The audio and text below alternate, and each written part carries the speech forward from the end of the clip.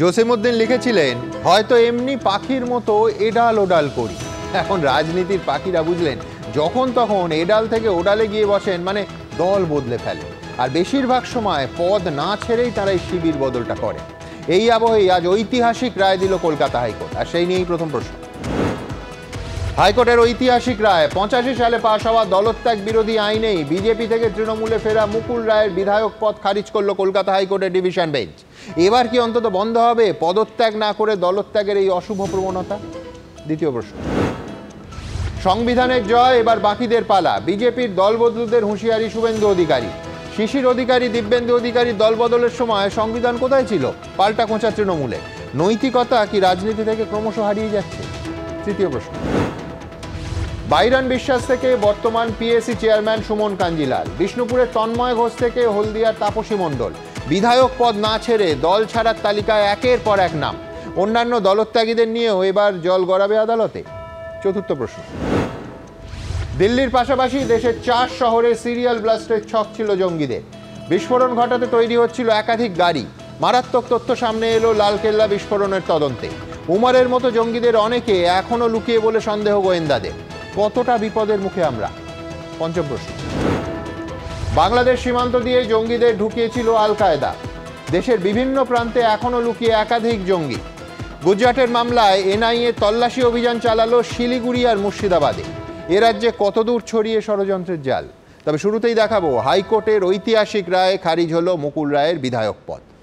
দেখুন, কয়েক মাস পরই রাজ্যে বিধানসভা নির্বাচন। তার আগে আদালতে বড় জয় পেল বিজেপি। মুকুল রায়ের বিধায়ক পদ খারিজ করল কলকাতা হাইকোর্ট। দলত্যাগ বিরোধী আইন অনুযায়ী মুকুল রায়ের বিধায়ক পদ খারিজ করা হলো।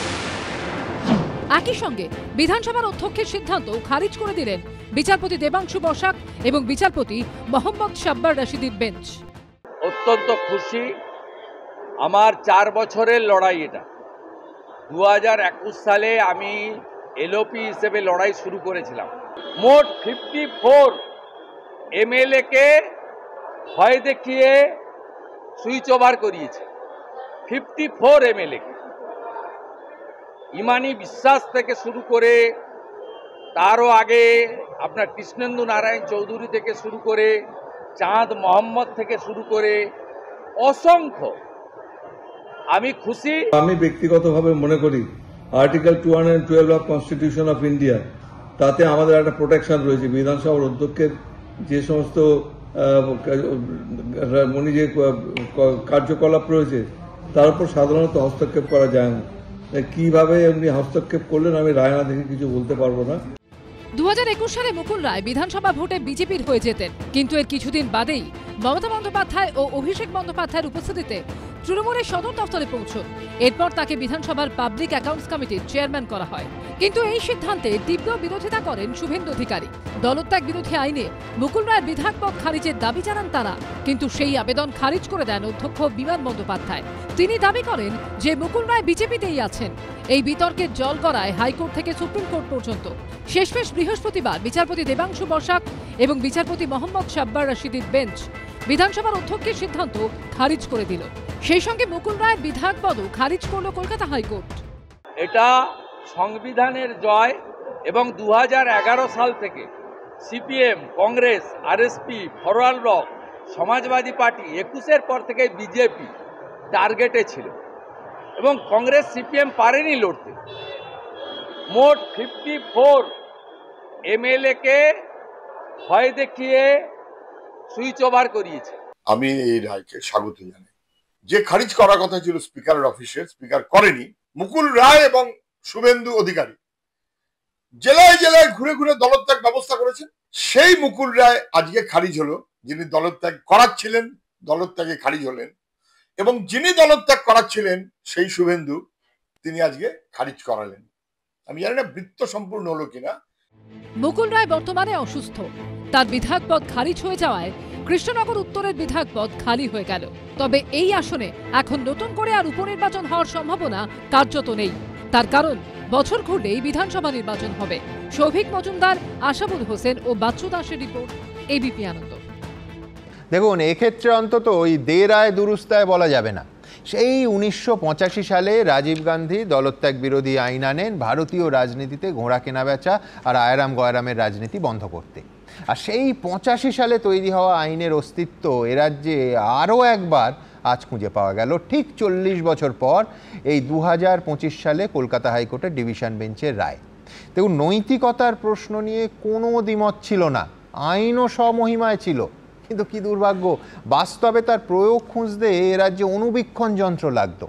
কারণ গ্রাম পঞ্চায়েত, পঞ্চায়েত সমিতি, জেলা পরিষদ, পুরসভা, বিধানসভা, এমনকি লোকসভায় পর্যন্ত বছরের পর বছর চলেছে পদত্যাগ না করে দলত্যাগ করার হিড়িক। এবং কোনো একটা রাজনৈতিক দল যদি সব থেকে বেশিবার, সবাই কম বেশি করেছে, দলত্যাগ বিরোধী আইনকে বুড়ো আঙুল দেখিয়ে বিনা পদত্যাগে দলত্যাগ করিয়ে নিজেদের ঘর ভরিয়ে থাকে, সেই দলের নাম তৃণমূল কংগ্রেস। এবার কি রাজ্যের শাসক দল অন্তত হাইকোর্টের এই রায় থেকে শিক্ষা নেবে? অরূপ চক্রবর্তী কি বলে? এখানে ও স্টেডিয়ামে যাও, অন্যদিন তো লাফিয়ে চলে যাও, আজকে তো খেলেও পাঠানো যাচ্ছে না আজকে। শুভ সন্ধ্যা। মুশকিল হচ্ছে যে আমি একটু আগে আপনাদের অডিও ভিজুয়ালে দেখছিলাম যে leader of opposition Suvendu Adhikari তিনি বড় গলা করে বলছেন সংবিধানের জয় হলো। তা আমরাও সংবিধানের জয়ে খুশি হই। সংবিধান রচয়িতা ডক্টর বি.আর. আম্বেদকরের উদ্দেশ্যে যখন পার্লামেন্টের বুকে দাঁড়িয়ে অমিত শাহকে বলতে শুনি যে ইতনে বার আম্বেদকর আম্বেদকর করনে কে জায়গা আগার আপ ভগবান কা নাম লেতে তো সারক পৌঁছ যাতে, তখন বুঝি সংবিধানের জয় কি করে হয়। আমি এবার আসছি শুভেন্দু অধিকারীর প্রশ্নে। শুভেন্দু অধিকারী বলছেন সংবিধানের জয় হয়েছে, তাহলে কি সেদিনকে সুমন সংবিধানের পরাজয় হয়েছিল? যখন শুভেন্দু অধিকারী 2020 সালে অমিত শাহর পায়ে প্রণাম করে বিজেপি জয়েন করলেন এবং তখন শিশির বাবু এবং তার ভাই দিব্যেন্দু অধিকারী দুজনেই তৃণমূল কংগ্রেসের প্রতীকে জোড়াফুল চিহ্নে নির্বাচিত সাংসদ ছিলেন। তার পরবর্তীকালে একাধিক ঘটনা আপনাদের চ্যানেলে দেখেছি। বিজেপির দপ্তরে বলুন, বিজেপির মিটিংয়ে বলুন, দিব্যেন্দু অধিকারীর উপস্থিতি আমরা দেখেছি। এমনকি পার্লামেন্টের বুকে যখন ভোট হয়েছে, শিশির অধিকারী নরেন্দ্র মোদীর মঞ্চেও গিয়েছে। হ্যাঁ, কিন্তু তার আগে এটাও বলো যে শুভেন্দু অধিকারী পদত্যাগটা করেছিলেন নিজের ক্ষেত্রে। আমি শুভেন্দু অধিকারী করা বলছি না তো, আমি তো শিশির অধিকারী কথা বলছি। এটা এবং দিব্যেন্দু অধিকারী এসআইআর হচ্ছে, বাবার নাম থাকলেই ছেলের নাম চলে আসবে, অসুবিধা নেই বাই ডিফল্ট। তো আমরা শিশির অধিকারীকে তুমি ঠিকই বলেছো নরেন্দ্র মোদীর মঞ্চে দেখেছি। আবার দলের হুইপ উপেক্ষা করে লোকসভায় গিয়ে ভোটাভুটিতে অংশগ্রহণ করে দলের বিরোধিতা করতে দেখেছি। তখন কি সংবিধানটা বেঁচে গেছিল না মরে গেছিল? আমার খুব জানতে ইচ্ছে করে। আসলে হিন্দিতে একটা প্রবাদ আছে, ডাল মে কুচ কালা হয়। বিজেপির ক্ষেত্রে ডাল মে কুচ কালা নেই, পুরা ডাল হি কালা হয়। বিজেপি আবার ছোটখাটো এমএলএ এমপি কেনা বেচা করে না, বিজেপি গোটা সরকার কেনা বেচা করে। গর্ব করে বলে যেখানে আমরা সরকার করতে পারবো সেখানে গড়বো, যেখানে গড়বো না অমিত শাহ থলি নিয়ে সরকার গড়বে। শুন, তোমার মনে থাকবে মহারাষ্ট্র, গোয়া, অরুণাচল, অবশ্যই মহারাষ্ট্রে যাবে, আমার কোনো আপত্তি নেই, কিন্তু আমি বলছি তোমরা যখন বিজেপি বিধায়কদের ডেকে তাদের হাতে সাংবাদিক সম্মেলন করে পতাকা তুলে দাও, তখন সংবিধান মরে বাঁচে আধমরা থাকে, কোনটা হয়? না, আমি আবারও বলছি সুমন, যেহেতু বক্তব্যটা শুরু করলে শুভেন্দু অধিকারী, তিনি যেহেতু সংবিধানকে রেফার করলেন, তো আমার দায়িত্ব তৃণমূল কংগ্রেসের প্রতিনিধি হিসাবে কি করে সংবিধান বিজেপি বাঁচাচ্ছে সেটা তুলে ধরা। আমি অডিও ভিজুয়ালের মাধ্যমে এবিপি আনন্দের দর্শকদের কাছে তুলে ধরি। 2020 সালে আমাদের সবার মনে থাকবে কোভিড এসেছিল, কোভিডের লকডাউন অ্যানাউন্স হবে 2018 সালে। তার আগে কর্ণাটকে ইলেকশন হয়েছে, ইয়েদুরাপ্পা সরকার করতে পারেনি, ত্রিশঙ্কু ভেঙে গিয়েছে, তারপর ঘোড়া কেনা বেচা সবাই জানি। ঠিক ওই একই সময় মধ্যপ্রদেশেরও নির্বাচন হয়েছিল, কমলনাথের নেতৃত্বে কংগ্রেস সরকার করেছিল। বিজেপি যাতে ঘোড়া কেনা বেচা করে সরকার কিনতে পারে তার জন্য অভিযোগ উঠেছিল। সেই সময় লকডাউন 2 দিন পিছিয়ে ঘোষণা করা হয়েছিল, আমরা ভুলিনি।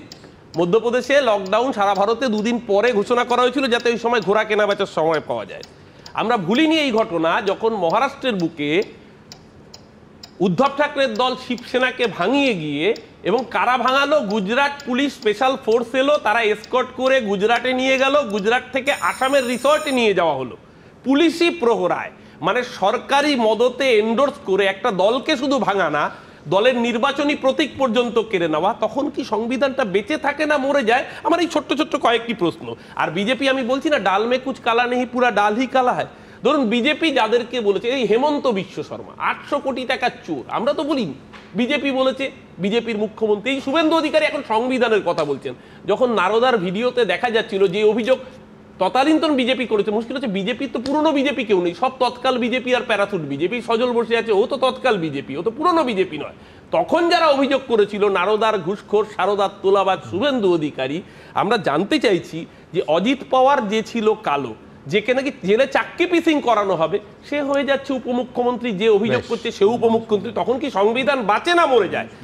আমার অরূপকে একটাই জিজ্ঞাসা আছে, সেটা হচ্ছে 2016 সালে যখন এই নারদার ছবি সামনে এলো, তারপর শুভেন্দু অধিকারীকে যত বছর যত মাস তোমরা ধরে রেখেছিলে, তখন কি কখনো ভেবেছো সংবিধান বাঁচলো না মরে গেল? আমরা তো চাইছিলাম নারদার একটা তিনটে বৃহৎ মন্ত্রিত্ব দিয়ে। না, আমরা তো বলেছিলাম যে নারদার পূর্ণাঙ্গ তদন্ত। এবার ব্যাপারটা হচ্ছে নারদার তদন্ত মন্ত্রী রেখে তদন্ত, নারদার তদন্তটা হবে কি করে? আমি অভিযোগ করছি ও চোর, তারপর যখন ও আমার দলে এসে লিডার অফ অপোজিশন হচ্ছে, আমি সবার ভিডিও রেখে দিচ্ছি, শুধু একজনের ভিডিও সরিয়ে দিচ্ছি। তার মানে আমার ইন্টিগ্রিটি নিয়ে প্রশ্ন। সেই আমি কি করে, কোন যুক্তিতে, কোন এখতিয়ারে আমি সংবিধান বাঁচানোর কথা বলি? আমি আবারও বলছি, দেখুন আজকে মুকুল রায়কে নিয়ে যেহেতু এই ঘটনাটা ঘটেছে, আমার মনে হয় এই একটা জায়গায় সকলের একমত হওয়া উচিত। মুকুল রায়ের এই মুহূর্তে যা শারীরিক কন্ডিশন, তিনি অত্যন্ত অসুস্থ। এই সমস্ত কিছুর ঊর্ধ্বে উঠে মুকুল রায়কে নিয়ে বোধহয় এই সময় এই কাটাছেড়াটা না করলেই ভালো হতো। যারা পাবলিক লাইফে আছেন, এক সেকেন্ড, না চ্যানেলের, তুমি চ্যানেলের কথা বিষয় নয়, কাটাছেড়া মানে কি? উনি এখনো বিধায়ক আছেন। আমি বলছি উনি সুস্থ হয়ে উঠুন, আমি তার জন্য একটা সর্বদলীয় প্রার্থনা সভার আলোচনা করতে পারি, কিন্তু ওনার বিধায়ক পদ নৈতিক কারণে খারিজ হয়ে গেলে কলকাতা হাইকোর্টের রায়, সরি টু সে অরূপ, সেইখানে কিন্তু উনি সুস্থ অসুস্থটা প্রশ্ন নয়। হ্যাঁ, প্রশ্নটা হচ্ছে নৈতিকতার। আমি সুমন আবারও বলছি, আমি বলছি আমি অরূপের সঙ্গে একটা জায়গায় সম্পূর্ণ একমত, সেটা হচ্ছে ইন্টিগ্রিটির প্রশ্ন। আচ্ছা, যিনি দল ছেড়ে দিলেন পদত্যাগ না করে, তার ইন্টিগ্রিটি নিয়ে প্রশ্ন উঠবে, আর যে রাজনৈতিক দলটা তাহলে বুকে জড়িয়ে নিল, উত্তরীয় পরিয়ে দিল, তাদের ইন্টিগ্রিটি নিয়ে কোনো প্রশ্ন উঠবে না? না, আমি আবারও বলছি, এক্ষেত্রেও কিন্তু দেখুন আইনের ব্যাখ্যা নিশ্চিতভাবে আইনজীবীরা পরবর্তীকালে দেবেন, এটা নিয়েও কোর্টে মামলা হবে। কারণ ইতিমধ্যেই স্পিকার সাহেব জানিয়েছেন যে সংবিধানের একটি নির্দিষ্ট ধারা, দেখুন যেরকম রাজ্যপালের একটা নির্দিষ্ট প্রোটেকশন থাকে, রাষ্ট্রপতির নির্দিষ্ট প্রোটেকশন থাকে, তেমনি লোকসভা বা বিধানসভার ভিতরে স্পিকারের যে প্রেরোগেটিভ, সেটাও একটা নির্দিষ্ট ধারার আওতাভুক্ত। ইতিমধ্যেই বিমান ব্যানার্জিও সেটা জানিয়েছেন। একদম। আমি এখানে শুধু অরূপকে মনে করিয়ে দেবো যে অরূপ নিশ্চয়ই দেখেনি, আমি বলছি কাটাছেঁড়া নিয়ে বলছিল না, আমি আবার বলছি, আরও বিস্তারিত পরে আসবো, যে মুকুল রায়ের সুস্থতা, আমরা সবাই, যে কোনো সুস্থ মানুষ বলবেন মুকুল রায় সুস্থ হয়ে উঠুন। কিন্তু কুণাল ঘোষের একটা পোস্ট দেখছিলাম মুকুল রায়ের ছবি দিয়ে, যদি দর্শকরা দেখতে পারেন দেখাবো, একেবারে সাম্প্রতিকতম সম্ভবত ছবি, আমাদের হাতে নেই, কুণাল ঘোষ পোস্ট করেছেন। কুণাল ঘোষ লিখছেন, দলের রাজ্য সাধারণ সম্পাদক, তিনি লিখছেন, কালের যাত্রার ধ্বনি শুনিতে কি পাও? আমি শুনতে পাচ্ছি মুকুলদা, তোমার দ্রুত আরোগ্য কামনা করি। মনে প্রাণে চাই তুমি সচেতনভাবে কালের যাত্রার ধ্বনি অনুভব করো। অচেতন থাকলে এ ধ্বনির মানে বুঝবে কি করে? অরূপ, এটা কি কাটাছেঁড়া? না, আমি জানতে চাই। আমি আবারও বলছি, এসব কিছুর ঊর্ধ্বে উঠে আমার মনে হয়, দেখুন মুকুলদা কোন রাজনৈতিক দলের, মুকুলদা বিজেপির প্রতীকে নির্বাচিত বিধায়ক, মানে আজকের এই রায়ের আগে পর্যন্ত তাই। কিন্তু তারপরেও আমি বলবো, মুকুলদার বাংলার রাজনীতিতে নিশ্চিতভাবে মুকুল রায় তো একটা অধ্যায়। এই অবস্থায় আমাদের সকলেরই উচিত মুকুল রায় যাতে সুস্থ হয়ে ওঠেন সেই প্রার্থনা। আমি অরূপের সঙ্গে সবার প্রার্থনা উঠি।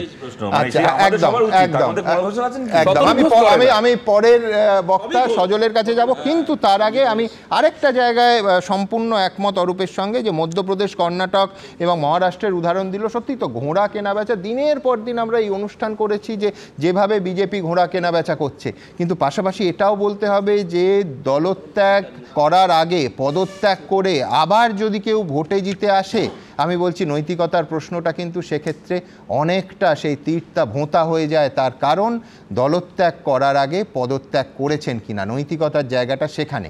একেবারে আমার পরিষ্কার বক্তব্য এবং অবস্থান, সেই অবস্থান 20 বছর ধরে কিভাবে আমরা বলেছি আমি তাও দেখাবো। কিন্তু তার আগে দ্রুত একবার দেখাবো যে মুকুল রায়ের আবার তার সুস্থতা কামনা করে, তার বিধায়ক পদ যার খারিজ হলো, তার রাজনৈতিক কেরিয়ার এবং এই রায়ের প্রেক্ষিতে আরেকবার তো দেখাতেই হবে। প্রথমে তৃণমূল ছেড়ে গেছিলেন বিজেপিতে, তারপর বিজেপির বিধায়ক পদ না ছেড়ে আবার চলে এসেছিলেন মমতা বন্দ্যোপাধ্যায়ের পাশে। সেই মুকুল রায়ের দলবদল নিয়ে এবার ঐতিহাসিক রায় দিল কলকাতা হাইকোর্ট। দলত্যাগ বিরোধী আইনে মুকুল রায়ের বিধায়ক পদই খারিজ করে দিল কলকাতা হাইকোর্টের ডিভিশন বেঞ্চ। অত্যন্ত খুশি, আমার 4 বছরের লড়াই এটা। তৃণমূল প্রতিষ্ঠার সময় থেকেই যে দলে ছিলেন মুকুল রায়, তৃণমূল তৈরির 2 দশকের মাথায় 2017 সালের 11ই অক্টোবর সেই তিনি তৃণমূল ছেড়ে দেন। তারপর 2017 সালের 3রা নভেম্বর আনুষ্ঠানিকভাবে যোগ দেন বিজেপিতে। 2019 সালের লোকসভা ভোটে নেপথ্যে থেকে কাজ করলেও 2021 সালের বিধানসভা ভোটে বিজেপি তাকে কৃষ্ণনগর উত্তর কেন্দ্রের প্রার্থী করে। তৃণমূল প্রার্থী কৌশানী মুখোপাধ্যায়কে 35,000-এর বেশি ভোটে হারিয়ে বিধায়ক হন মুকুল রায়। কিন্তু এরপরই আবার টুইস্ট। বিধানসভা ভোটে বিজেপির প্রতীকে জেতার মাত্র কয়েকদিনের মধ্যেই 2021 সালের 11ই জুন মমতা বন্দ্যোপাধ্যায় ও অভিষেক বন্দ্যোপাধ্যায়ের উপস্থিতিতে তৃণমূলের অফিসে দেখা যায় মুকুল রায়কে। বিজেপি করতে পারলাম না, করব না, সেই কারণেই সিদ্ধান্ত নিয়ে আমি আমার পুরনো ঘরে ফিরে গেছি। আমার সাথে মতবিরোধ কোনোদিনও ছিল না, আজও নেই, আগামী দিনেও থাকবে না। মুকুলকে আমরা আমাদের ঘরেরই ছেলে, ঘরে ফিরলো। কিন্তু এরপর বিধানসভার অধ্যক্ষের ঘরে শুনানিতে মুকুল রায়ের আইনজীবীরা যে পিটিশন জমা দেন তাতে দাবি করা হয় মুকুল রায় বিজেপিতে আছেন, কখনো তৃণমূলে যাননি। এরপর ফের বিতর্ক তৈরি হয় মুকুল রায়কে বিধানসভার পাবলিক অ্যাকাউন্টস কমিটির চেয়ারম্যান করা নিয়ে। রীতি অনুযায়ী এই চেয়ারম্যান করা হয় বিরোধী দল থেকে। তবে 2021 সালের 9 জুলাই পিএসসি চেয়ারম্যান করা হয় মুকুল রায়কে। এরপরে এই সিদ্ধান্তের বিরুদ্ধে কলকাতা হাইকোর্টের দ্বারস্থ হন শুভেন্দু অধিকারী এবং বিজেপি বিধায়ক অম্বিকা রায়। এই আইনি লড়াই যখন চলছে তখন মুকুল রায়ের মুখে শোনা যায় ইঙ্গিতপূর্ণ মন্তব্য। এই পৌর নির্বাচনে সারা পশ্চিমবাংলায় বিপুলভাবে ভারতীয় জনতা পার্টি জয়ী হবে। তৃণমূল তো ভারতীয় জনতা পার্টি মানে তৃণমূল। তখন প্রশ্ন উঠেছিল এটা মুকুল রায়ের ভুল, না কৌশল, নাকি অন্য কিছু। এরপর মুকুল রায় পাবলিক অ্যাকাউন্টস কমিটির চেয়ারম্যান পদ ছেড়েছেন। সক্রিয় রাজনীতি থেকেও তিনি দূরে, বর্তমানে হাসপাতালে চিকিৎসাধীন। তবে আইনি লড়াই চলছিল, শেষ অবধি ঐতিহাসিক রায় দিল কলকাতা হাইকোর্ট। খারিজ হয়ে গেল মুকুল রায়ের বিধায়ক পদই। আর এরপর ইঙ্গিতপূর্ণ মন্তব্য করেছেন তারই সতীর্থ তৃণমূলের রাজ্য সাধারণ সম্পাদক কুণাল ঘোষ। সোশ্যাল মিডিয়ায় এই ছবি পোস্ট করে তিনি লিখেছেন, কালের যাত্রার ধ্বনি শুনিতে কি পাও? আমি শুনতে পাচ্ছি মুকুলদা, তোমার দ্রুত আরোগ্য কামনা করি। মনে প্রাণে চাই তুমি সচেতন মনে কালের যাত্রার ধ্বনি অনুভব করো। অচেতন থাকলে এই ধ্বনির মানে বুঝবে কি করে? এবিপি আনন্দ। দেখুন, আজকের ঐতিহাসিক রায়ের পেছনে একটা আইনি লড়াই আছে এবং স্বীকার করতেই হবে বিজেপি দল, বিশেষ করে বিরোধী দলনেতার ভূমিকা সেই লড়াইয়ে অনস্বীকার্য। এবং এটাও বলতে হবে যে তৃণমূলের 2-4 জন ব্যতিক্রমী রাজনীতিকের মতো, তাদের পরপর উদাহরণ দেব আমি। শুভেন্দু অধিকারী নিজে বিধায়ক পদে পদত্যাগ করে তবেই দলত্যাগ করেছিলেন, কিন্তু তার পরিবারের ক্ষেত্রে সেই উদাহরণ দেওয়া যাবে না। তার বাবা শিশির অধিকারী এবং ভাই দিব্যেন্দু অধিকারী দুজনেই সাংসদ পদে ইস্তফা না দিয়ে বিজেপিতে যোগ দিয়েছিলেন। সুতরাং নৈতিকতার প্রশ্নে ফুল মার্কস কিন্তু দেওয়া যাচ্ছে না সজল। না না, আপনি ফুল মার্কস দেবেন কি 5 মার্কস দেবেন সেটা তো আপনার বিষয়, কিন্তু আমি আপনাকে বলি যে শিশিরবাবু বা দিব্যেন্দু অধিকারী সেই ধরনের বিজেপি রাজনীতি সরাসরি মাঠে নেমে খুব একটা করতেন না সেই সময়। হ্যাঁ, নিশ্চয়ই তারা সরকার বিরোধী কথা বলতেন, রাজ্য সরকার বিরোধী কথা বলতেন। আচ্ছা, প্রধানমন্ত্রীর সভায় বিজেপি রাজনীতি না করেও ওঠা যায়, প্রধানমন্ত্রীর সঙ্গে হাত মেলানো যায়। সভায় হয়তো আপনিও গেছেন, তার মানে কি আপনি বিজেপি হয়ে গেলেন? আমি গেছি সাক্ষাৎকার নিতে, তাও মঞ্চের ওপরে না। আচ্ছা, এই সময় ওরা কোথায় ছিল যারা এত নীতি, নৈতিকতা, সংবিধান এই জাতীয় কথা বলেন? সেই সময় কোর্টে যাওয়ার সাহসটা কেন ছিল না? কারণ কোর্টে গেলে ওদের জামা কাপড় যে খুলে যেত, কোর্ট খুলে নিত, সেই জায়গাটা বুঝতে পেরে ওদের কোর্টে যাওয়ার সাহস হয়নি। আমার এই মুহূর্তে মনে পড়ছে না যে পার্লামেন্টে ওরা কতবার আবেদন করেছিল, স্পিকারের কাছে কি কি আবেদন করেছিল যে তাদের পদ খারিজ করার জন্য, সেটাও আমার ঠিক মনে পড়ছে না। আমি বলছি, দেখুন, অনেকগুলো কথা বলেছেন আগমার্কা তৃণমূলী অরূপবাবু, অনেকগুলো কথা বলেছেন যে সংবিধান সংবিধান। মমতা ব্যানার্জির হাতে 2বার সংবিধান দেখেছিলাম। একবার সংবিধান বুকে নিয়ে বিধানসভা ভাঙতে দেখেছি, আরেকবার সংবিধান নিয়ে কদিন আগে এসআইআর এর বিরুদ্ধে রাস্তায় নেমে বলছিলেন এসআইআর করতে দেবো না আমি বেঁচে থাকতে, যে এসআইআর এর এখন আবার সার্টিফাই ফর্ম নিয়ে আবার ছবি দিচ্ছেন, সেসবগুলো আলাদা কথা।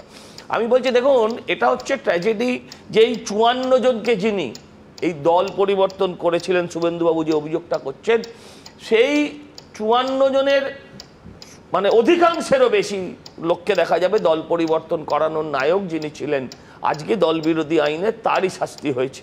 আমার বক্তব্যটা সেটা নয় যে এখানে বারবার বলছেন যে মুকুল রায়ের শারীরিক অবস্থা, কি কান্না এদের। আমি বলছি মুকুল রায়ের শারীরিক অবস্থা নিয়ে কোনো কথা নয়, কারণ আজকে মুকুল রায় হারেননি, আজকে হেরেছেন যিনি, তার নাম মমতা ব্যানার্জি। আপনারা স্পিকারকে দেখাচ্ছেন, কারণ স্পিকার একজন, বলতে খারাপ লাগে কিন্তু এটাও সত্য যে স্পিকারের আজকে পশ্চিমবঙ্গে ভূমিকা একজন কিরণকের মতো। তার প্র্যাকটিক্যালি কোনো ভূমিকা নেই, তার সে ক্ষমতা নেই যে মমতা ব্যানার্জিকে বলেন ওকে, মমতা ব্যানার্জি চিৎকার করে বিধানসভায় যে নির্দেশটা দেন সেইটা স্পিকার পালন করেন মাত্র, একে সাসপেন্ড করো তাকে সাসপেন্ড করেন। আমি বলছি আজকের ঘটনার পর স্পিকারের তো উচিত পদত্যাগ করা।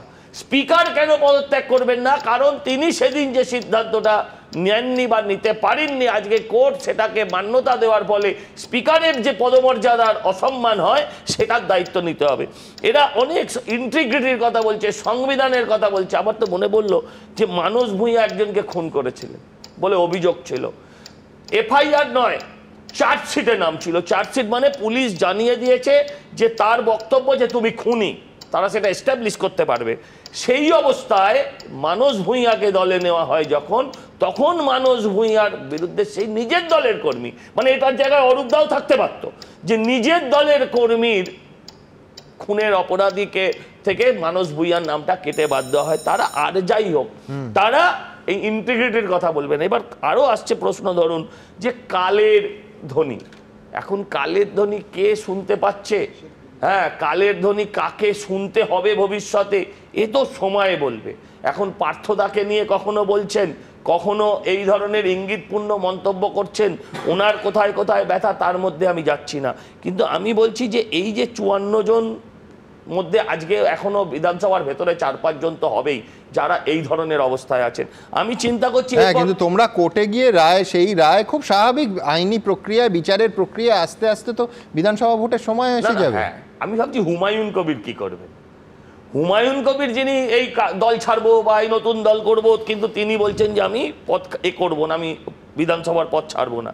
আমি বলছি দেখুন, আর যাই হোক না কেন, এই রায় একটা জিনিস প্রমাণ করেছে, যে দলেরই হোক, একটা রাজনীতিবিদ হিসেবে আমিও কখনো দল পাল্টেছি, কিন্তু শুভেন্দু বাবু ব্যক্তিগতভাবে যে দৃষ্টান্ত স্থাপন করে গেছেন, যে এতগুলো মন্ত্রিত্ব, এতগুলো আরো বিভিন্ন প্রশাসনিক পদ ছেড়ে যে অন্য দলে যাওয়ার যে দৃষ্টান্ত স্থাপন করেছেন, সেই দৃষ্টান্তকে কখনোই সম্মান করেনি তৃণমূল।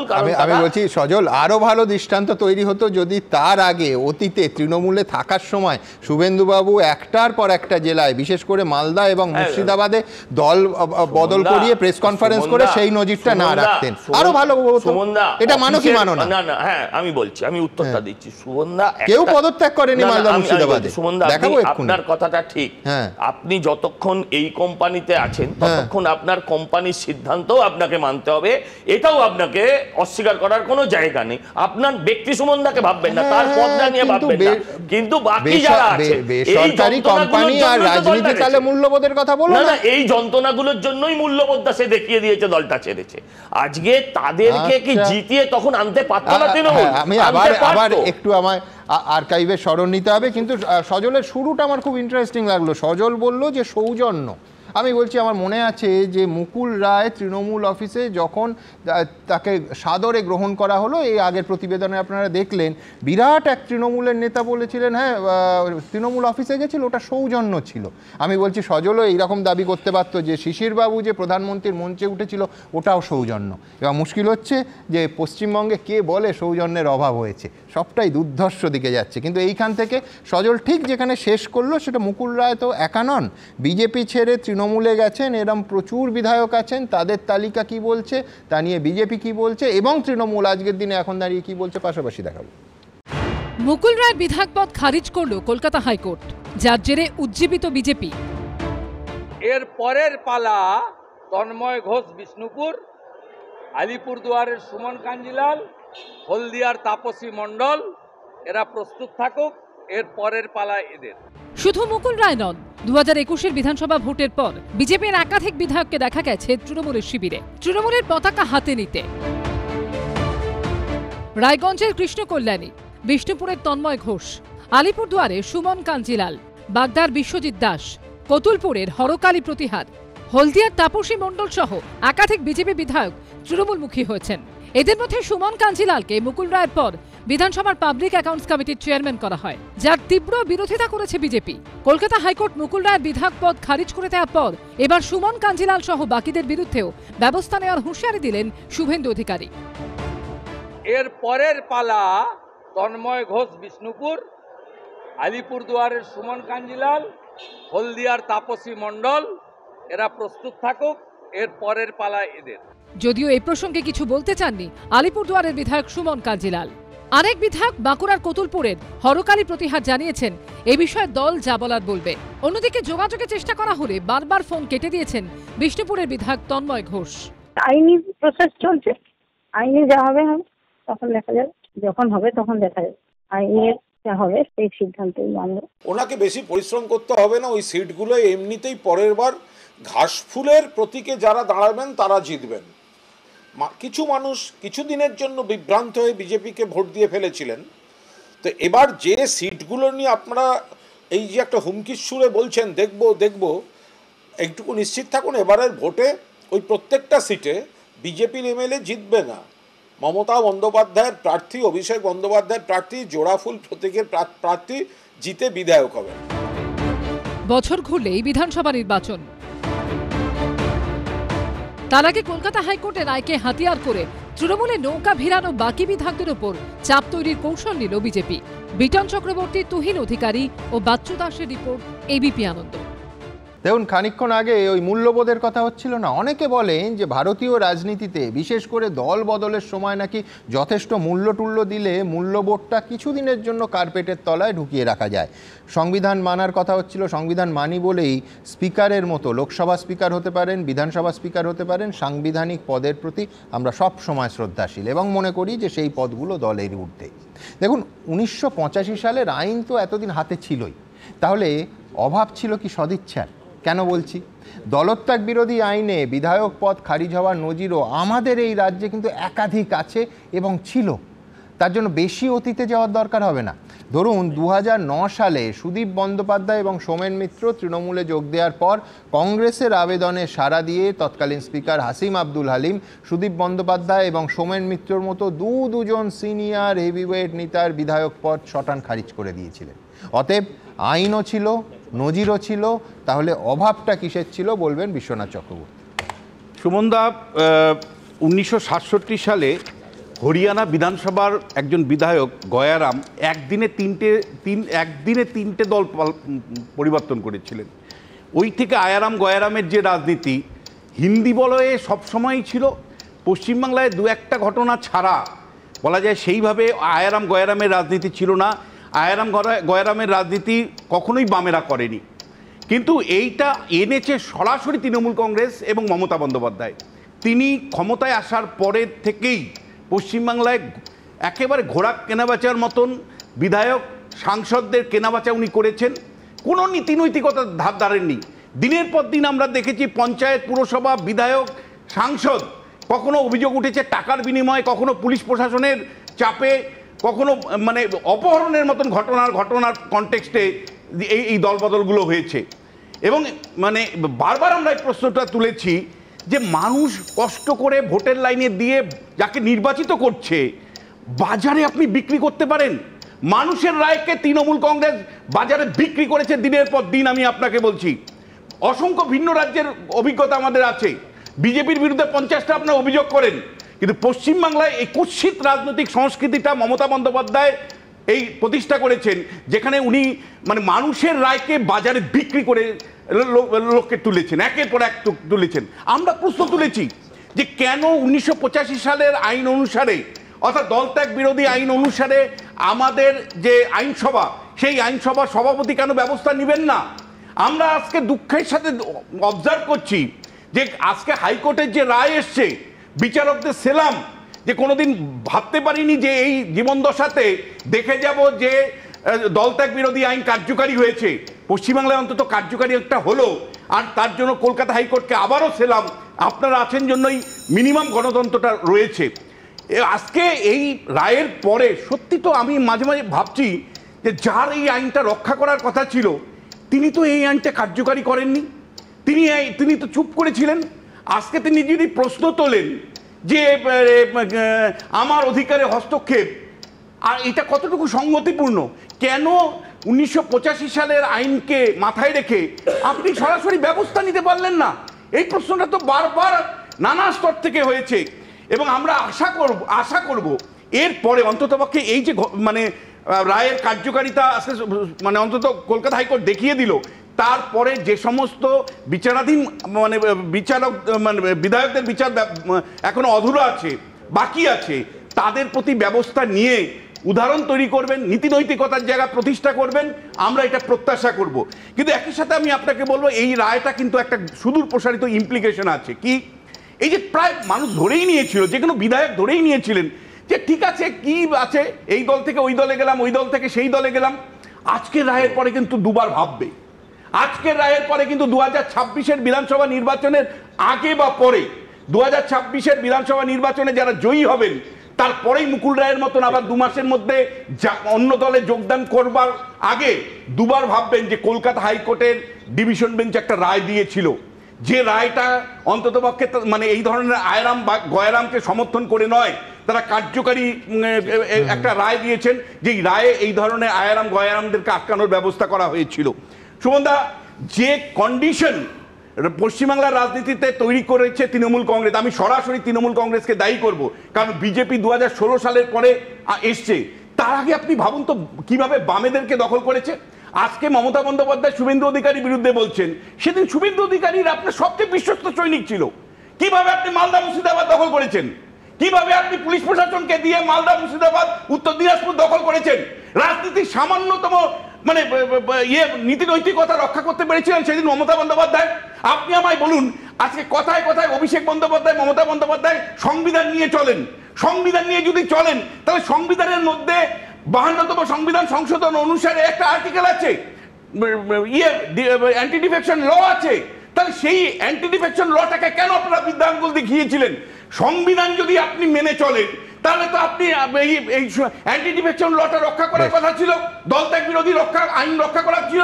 একদিকে আপনি মমতা বন্দ্যোপাধ্যায়, অভিষেক বন্দ্যোপাধ্যায় সংবিধান দেখাবেন, আর অন্যদিকে আইনকে বুদ্ধাঙ্গুল দেখিয়ে, সংবিধানকে বৃদ্ধাঙ্গুল দেখিয়ে আপনার একের পর এক দল ত্যাগ করিয়ে দিবেন, অর্থাৎ দলত্যাগে পদত্যাগ মানে ছাড়াই দলত্যাগ করিয়ে নেবেন। এটা কোন নীতি নৈতিকতা?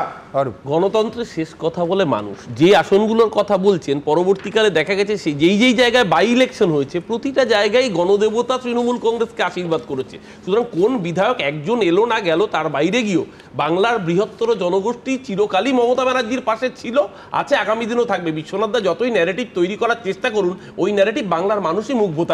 আমি একটা বলছি, সংখ্যাগরিষ্ঠের অত্যাচার বলে না, এটা হলো সংখ্যাগরিষ্ঠের অত্যাচার। 235 বলেন, একটু শুনুন, সংখ্যাগরিষ্ঠের অত্যাচার এটা বলছে যে মেজরিটেরিয়ান ডিক্টেটরশিপ। আমার মেজরিটি আছে, তাই আমি যে কোন দল থেকে ভাঙিয়ে নিয়ে আসতে পারি। মেজরিটি না, মানুষ মেজরিটি দিয়েছে। এই মেজরিটি মানুষ দিয়েছে, সংবিধান রেখে অন্য দলকে মেজরিটি মানুষ দিয়েছে। মমতা ব্যানার্জি বলেনি, মমতা ব্যানার্জি বলেনি আমি 235 বিশ্বনাথ আপনি 30। সংখ্যাগরিষ্ঠের অত্যাচার তোমরা করছো, আমি 235 বিশ্বনাথ আপনি 30। আমি একটাই কথা বলবো, সেটা হচ্ছে মানুষের রায়ের কথা বলা হচ্ছিল না, মানুষ শেষ কথা বলে। আচ্ছা, বাইরন বিশ্বাসকে তার জয়ের কতদিন পর নেওয়া হয়েছিল? বাইরন বিশ্বাসের রেজাল্টে, তার ফলাফলে, যে ফলাফলের পর তিনি বিধায়ক হলেন, তাতে মানুষ শেষ কথা বলেনি। বাইরন বিশ্বাস সম্পূর্ণ অন্য দলে, যাদের বিরুদ্ধে এত কথা বলে জয়ের দিন এই অনুষ্ঠানে বসে এত জ্ঞানগর্ভ বাণী দিয়ে তারপরে সেই দলে গেলেন, তাহলে শেষ কথাটা কে বললেন? বাইরন বিশ্বাস না মানুষ? সেই মানুষ যারা তাকে ভোট দিয়েছিলেন একটি দলের বিরুদ্ধে। দেখুন, 2011 সালে, আমার পরের বক্তা যেহেতু শতরূপ ঘোষ, আমার বলতেই হবে যে 11 সালে সমাজবাদী পার্টি চাঁদ মোহাম্মদকে দিয়ে বাম পরিষদীয় দলের সেই ভাঙনটা শুরু হয়েছিল। তারপর কার্যত ডজন ডজন দলবদল হয়েছে পশ্চিমবঙ্গে। 2011 থেকে 2014 সালের জুলাই মাস পর্যন্ত আমি হিসেব করে দেখছিলাম, বাম সহ বিভিন্ন বিরোধী দলের মোট 13 জন বিধায়ক, ভাবুন 13 জন বিধায়ক তৃণমূলে যোগ দিয়েছিলেন, একেবারে ময়দানের ওই ফুটবলারদের দলবদলের মতো। দেখুন, দলবদল যে কেউ করতে পারেন, তার মন, তিনি বদল করবেন। সকালে ঘুম থেকে উঠে হঠাৎ রাস্তায় উন্নয়ন দাঁড়িয়ে আছে দেখতে পারেন, দেখে রাতারাতি তার দলও বদল করে ফেলতে পারেন। এতে আপত্তির কি আছে? কিন্তু আপত্তির যেটা আছে সেটা হলো দলত্যাগের আগে ইস্তফা না দিয়ে, আবার জনগণের রায় না দিয়ে, পেছনের দরজা দিয়ে এইভাবে ক্ষমতায় থেকে যাওয়া, এটা মানুষের সঙ্গে প্রতারণা, ভোটারদের সঙ্গে প্রতারণা। এবং আজ নয়, বছরের পর বছর, দশকের পর দশক এই কথাটা ধারাবাহিকভাবে আমরা বলে চলেছি। আমি দেখে নেব দ্রুত কত অজস্র অনুষ্ঠান হয়েছে এ নিয়ে, নৈতিকতার জায়গা থেকে আমাদের অবস্থান ঠিক কী ছিল। যে পদটা, বিধায়ক পদটা ছেড়ে অজয় দের মতো মন পাল্টাতেই পারেন এবং অবশ্যই আদর্শে উদ্বুদ্ধ হতে পারেন, তৃণমূলে যেতেই পারেন, কিন্তু যে পার্টির ঝান্ডাটা নিয়ে জয়ী হয়ে এসেছিলেন, বিধায়ক পদটা পেয়েছেন, সেই পদটা ছাড়ছেন না কেন? সেই একটা বাংলা সিনেমার খুব জনপ্রিয় ডায়লগ ছিল যে আমারই তো মন, পাল্টাতে আর আমার অসুবিধে কোথায়? আমি বলছি আমি মন পাল্টেছি, আমি এখন স্বেচ্ছায়, ওমপ্রকাশ দার অভিযোগ মিথ্যা, আমায় কেউ বন্দুক ধরেনি, আমি স্বেচ্ছায় তৃণমূলের ভাবনায় আদর্শে উদ্বুদ্ধ হয়ে তৃণমূলে যাচ্ছি, এই পর্যন্ত আমি বুঝলাম। আমার শুধু এইটুকু বলুন যে প্রশ্নটা তো আসলে নৈতিকতার।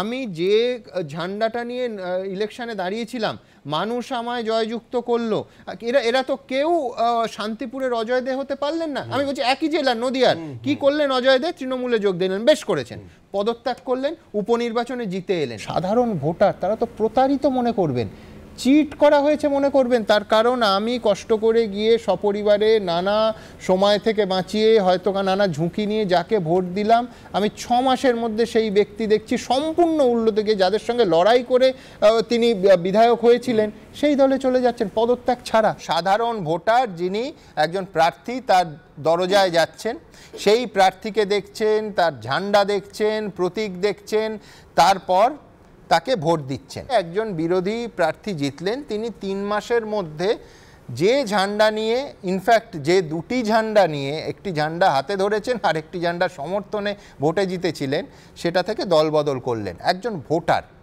যিনি কষ্ট করে হয়তো অনেক কিছু ভয় জয় করে বেরিয়ে ভোটটা দিয়েছিলেন, তিনি যদি এরপর হতাশ হন সেই দলের ওপর, ওভারঅল নির্বাচনের ওপর, হয় পরের নির্বাচনে তিনি ভোট দিতে যাবেন না অথবা নোটায় ভোট দেবেন, আমি বলছি সমাজের কতটা ক্ষতি হয়। সদরূপ এই ঘোড়া কেনা বেচার মধ্যে সিপিএম কোনোদিন ছিল না, সেরা উৎসাহী ছিল না, কিন্তু এই কেনা বেচার আবহে কিন্তু আমি বলছি বামেরা নিজেদের ঘরটাকে সামলাতে পারেনি, এটাও মানতে হবে। না, সে তো মানতেই হবে। আমি বলছি কি যে কেন অনেক মানুষ, আমরা যারা রাজনীতি করি, আমাদেরকে নির্লজ্জ বেহায়া মনে করে।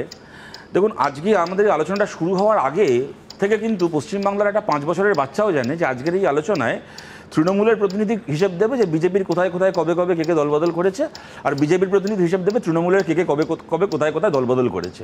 এটা একটা 5 বছরের বাচ্চাও জানতো, এবং ঠিক সেটাই হলো। এরপরে লোকে রাজনীতির না, মানে কেউ একটা রাজনীতি করে শুনলে তাকে থুতু দেবে না তো আর কী করবে বলুন? আমি কথাটা আমার বলতে খারাপ লাগছে, আমি নিজেও একজন রাজনৈতিক কর্মী, কিন্তু আমি খুব আক্ষেপের সঙ্গে কথাটা বলছি, কোনো আনন্দের সঙ্গে নয়। দ্বিতীয় কথা হচ্ছে, এই যে অরূপদা বলছেন যে শেষ কথা বলে মানুষ, ঠিকই তো, কিন্তু মানুষ তো শেষ কথা বলছে না। মানুষ তো ভোটের দিন অবধি কথাটা বলেছিল, সেটা তো শেষ কথা হচ্ছে না।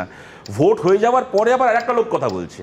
সুতরাং মানুষকে শেষ কথা বলার অধিকারটাকে আর দেওয়া হচ্ছে না, এইটাকে নিয়ে আজকে আমাদের এই আলোচনাটা।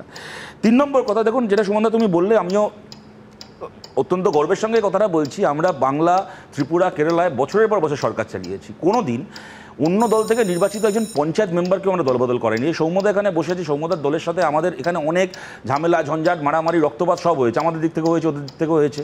কিন্তু বামফ্রন্ট সরকারের সময় আমি বলতে পারি, ধরো কৃষ্ণনগর থেকে শুরু করে, তোমার রায়গঞ্জ থেকে শুরু করে, বহরমপুর থেকে শুরু করে, মানে একটার পর একটা পুরসভা, আমি বলে যেতে পারি বছরের পর বছর আমাদের সরকারের সময় কংগ্রেস চালিয়ে গেছে। কোনোদিন কেউ কল্পনা করতে পারেনি যে কেউ একটা পুরসভায় কেউ জিতে গেল কংগ্রেস, তারপরে সেই পুরসভা অন্য কেউ দখল করে নেবে, বামপন্থীরা দখল করে নেবে। সুতরাং পশ্চিমবাংলায় এই কালচারটা আমদানি করা হলো, এবং এই কালচারটা আমদানি করার ক্ষেত্রে মূল কিংপিন যে লোকটা ছিল মুকুল রায়, আজকে এটা একটা পোয়েটিক জাস্টিস। দেখো, আমি এটাকে বিরাট লিগাল জাস্টিস বলছি না, আমি বিশ্বনাথ স্যারের সাথে পুরোটা এখানে একমত নই যে এরপর থেকে লোকে খুব দুবার করে ভাববে, আমার খুব একটা ভাবার কারণ দেখছি না। আমি বিধায়ক হওয়ার 1 মাসের মধ্যে দলবদল করব, মোটামুটি 5.5 বছর টার্মটা কমপ্লিট করে দেওয়ার, ওই পরের বিধানসভা ভোটে 2 মাস আগে আমার বিধায়ক পদ খারিজ হবে, এতে কার বিরাট ক্ষতি হলো আমার তো মাথায় ঢুকছে না কিছু। কিন্তু হ্যাঁ, নীতিগতভাবে টোকেন একটা সিম্বলিক জায়গা থেকে নিশ্চয়ই এর একটা গুরুত্ব আছে, এবং এই জায়গাতে আমি এখানে বলছি এটা কিন্তু টু লিটল টু লেস। অরূপদা বলছেন না 235 কখনো মমতা বন্দ্যোপাধ্যায় বলেননি। মমতা বন্দ্যোপাধ্যায় কি বলেছেন আমি মনে করাই, 2018 সালে পঞ্চায়েত ভোটের পরে একেবারে নবান্নে দাঁড়িয়ে রাজ্যের মুখ্যমন্ত্রী বলছেন, ওই তো পুরুলিয়া যারা বিজেপি থেকে জিতেছে আমাদের সাথে ইতিমধ্যে যোগাযোগ করা শুরু করেছে, আমরা এর মধ্যে ওদেরকে নিয়ে নেব। স্বয়ং মুখ্যমন্ত্রী নবান্নে দাঁড়িয়ে বলেছে, নবান্নে দাঁড়িয়ে দলবদল পর্যন্ত আমরা দেখেছি এই সরকারের আমলে। হ্যাঁ, মানে এবং যেটাকে নিয়ে এরকম আলোচনা ইত্যাদি অনেক কিছু হয়েছিল। সুতরাং মমতা বন্দ্যোপাধ্যায়ের নামটা না এইসব জায়গায় আনবেন না। উনি বাংলার একটা অত্যন্ত কুরাজনীতির প্রতীক হিসেবেই, এই প্রশ্ন যতবার উচ্চারিত হবে, উনি একজন কুরাজনীতির প্রতীক হিসেবেই উনি থেকে যাবেন। আমার পরের কথাটা হচ্ছে, দেখো, এই অত্যন্ত, মানে তোমাদের সাথে আমি একটা ব্যাপার শেয়ার করি। এই মুকুল রায় দলবদল করার পরে একটি টিভি চ্যানেলের আলোচনায় এখানে স্পিকারের ভূমিকাকে নিয়ে কিছু কথা বলার ফলে পশ্চিমবাংলার বিধানসভায় আমার বিরুদ্ধে breach of privilege motion move করা হয়েছিল, এবং এই স্পিকারই আমাকে তলব ইত্যাদি অনেক কিছু করেছেন। মজাটা হচ্ছে, আজকে আদালতের রায় কিন্তু প্রমাণ করলো যে আমার কথাটা সেদিন ভুল ছিল না, স্পিকারের ভূমিকাটা কিন্তু সঠিক ছিল না। তার থেকে এবং দেখো এই যে আমি দেখছিলাম আজ বিমানবাবু বলছেন যে স্পিকারের কিছু প্রেরোগেটিভ থাকে, ঠিক ভারতের সংবিধান স্পিকারকে প্রেরোগেটিভটা দিয়েছে, প্রেরোগেটিভটা কেন দিয়েছে? তার উপরেই আস্থা রেখে যে আপনি আপনার দলীয় স্বার্থের ঊর্ধ্বে উঠে সংবিধানকে রক্ষা করবেন। এটা কিন্তু একটা একচেটিয়া দায়িত্ব নয়, এটা বা একচেটিয়া ক্ষমতা নয়, এটা একটা দায়িত্ব, একটা আস্থাও। সেই আস্থাটা রক্ষিত হয়নি। কিন্তু আমি যে কারণে তোমাদের সাথে এটা শেয়ার করছি, আমার বিরুদ্ধে বিধানসভায় এই ব্রিচ অফ প্রিভিলেজটা মুভ করেছিলেন যে তৃণমূলের তৎকালীন বিধায়ক, পরবর্তীকালে তিনি দলবদল করে আবার বিজেপিতে চলে গেছেন, তাপস রায়। হ্যাঁ, সুতরাং আমি বলছি আমি আমার জায়গাতেই দাঁড়িয়ে আছি। মাঝখান থেকে আমি সমালোচনাটা করার ফলে একটা লোক আমার বিরুদ্ধে ব্রিচ অফ প্রিভিলেজ মুভ করলো, করে সে নিজেও দলবদল করে ফেললো।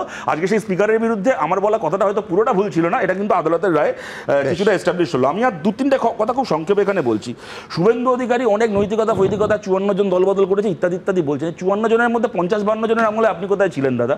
আপনি এখন এই কার নাম বললেন, অনেকের নাম বললেন, তার মধ্যে এই যে তাপসী মণ্ডলের নাম বললেন। তাপসী মণ্ডলের তারা দ্বিতীয় দলবদল। তাপসী মণ্ডলের প্রথম দলবদলটা তো হয়েছিল আপনার হাত ধরে এবং নিজের বিধায়ক পদ না ছেড়ে। অশোক দিন্দা থেকে শুরু করে দীপালি বিশ্বাস থেকে শুরু করে একের পর এক বিধায়ক সরাসরি শুভেন্দু অধিকারীর হাত ধরে দলবদল হয়েছে। এখন শুভেন্দু অধিকারীর কাছ থেকে নৈতিকতা নিয়ে জ্ঞান শুনতে হবে। সুতরাং এগুলো আমি এই জন্যই বলছি যে পশ্চিমবাংলার একটা 5 বছরের বাচ্চাও জানে যে এখানে কিছু রাজনৈতিক নেতার নির্লজ্জতা। আমি এখানে শেষ একটা কথা এখানে বলছি, সুমনদা, তুমি যে প্যাকেজটা আমাকে বলতে দেওয়ার আগেই তোমাদের এবিপির পুরনো আর্কাইভ থেকে দেখালে, আমি তার সাথে কিছুটা একমত হই। একটা কথা বলছি এখানে মিডিয়ারও একটা সম্পর্কে। দেখো, আমি বলছি পশ্চিমবাংলার মিডিয়া এই দলবদলের প্রসঙ্গে আমার মনে হয় যে বরাবর একটা নীতিগত অবস্থান নিয়েছে বাংলার মিডিয়া। এটা আমি খালি এবিপি আনন্দ বলে বলছি না, জেনারেলি বাংলার সংবাদ মাধ্যম তারা দলবদলকে কখনোই খুব একটা ভালো জিনিস হিসেবে প্রমোট করেনি। কিন্তু তথাকথিত গদি মিডিয়া বা ওই কিছু হিন্দি ইংলিশ মিডিয়া বলতে আমরা যাদেরকে বুঝি, আমি দাঁড়িয়ে কথাটা এখানে বলছি, আমরা দেখেছি দলবদল করাতে পারাটাকে কত বড় রাজনৈতিক মহত্ব বীরত্ব হিসেবে গত 10 বছর ধরে বিজেপি জমানায় বিশেষ করে আমাদের দেশে প্রমোট করা হয়েছে। প্রশ্নটা এখানে খালি এইটা নয় যে গোয়ায় 2 জন এমএলএ জিতে বিজেপি 5 বছর ওখানে দলবদল করে সরকার চালিয়েছে, কি আমি মহারাষ্ট্র থেকে শুরু করে একটার পর একটা উদাহরণ দেওয়া যায়। প্রশ্নটা হচ্ছে আমরা কি দেখি টিভিতে, কোথাও একটা ভোট হচ্ছে, বিজেপি গোহারা হারছে, ওদের বিধায়ক কমে যাচ্ছে, অন্য দলের মেজরিটি। হঠাৎ করে টিভিতে ব্রেকিং নিউজ, কিছু হিন্দি ইংলিশ চ্যানেলে, অমিত শাহ আ গিয়া, এয়ারপোর্টে অমিত শাহ নেমে পড়েছে। চাণক্য, কেন চাণক্য? সে বিরাট অর্থশাস্ত্র রচনা করেছে বলে চাণক্য না, সে অন্য দলের লোককে ভাঙাতে পারে বলেছে চাণক্য।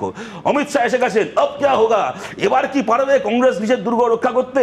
আব ক্যা কংগ্রেসের গভর্নমেন্ট বানেগা? আমি বলছি আমি কথাটা শেষ করছি এইটা বলে যে রাজনীতিতে জনগণের যে জিনিসটাকে, এবং মিডিয়াকে আমরা 4th পিলার অফ ডেমোক্রেসি বলি, জনগণের প্রতিনিধি হিসেবে মিডিয়ার যে জিনিসটাকে কল আউট করার কথা ছিল, আমি গর্বের সঙ্গে এটা বলছি, বাংলার মিডিয়া যে কাজটা অনেক ক্ষেত্রে করেছে, তথাকথিত হিন্দি বা ইংলিশ মিডিয়ার যারা কিনা ভারতবর্ষের একটা বড় অংশে জনমানুষকে প্রভাবিত করে, আমরা দেখেছি এই দলবদল করাতে পারাটাকে কত বড় একটা রাজনৈতিক সার্থকতা হিসেবে তুলে ধরা হয়েছে।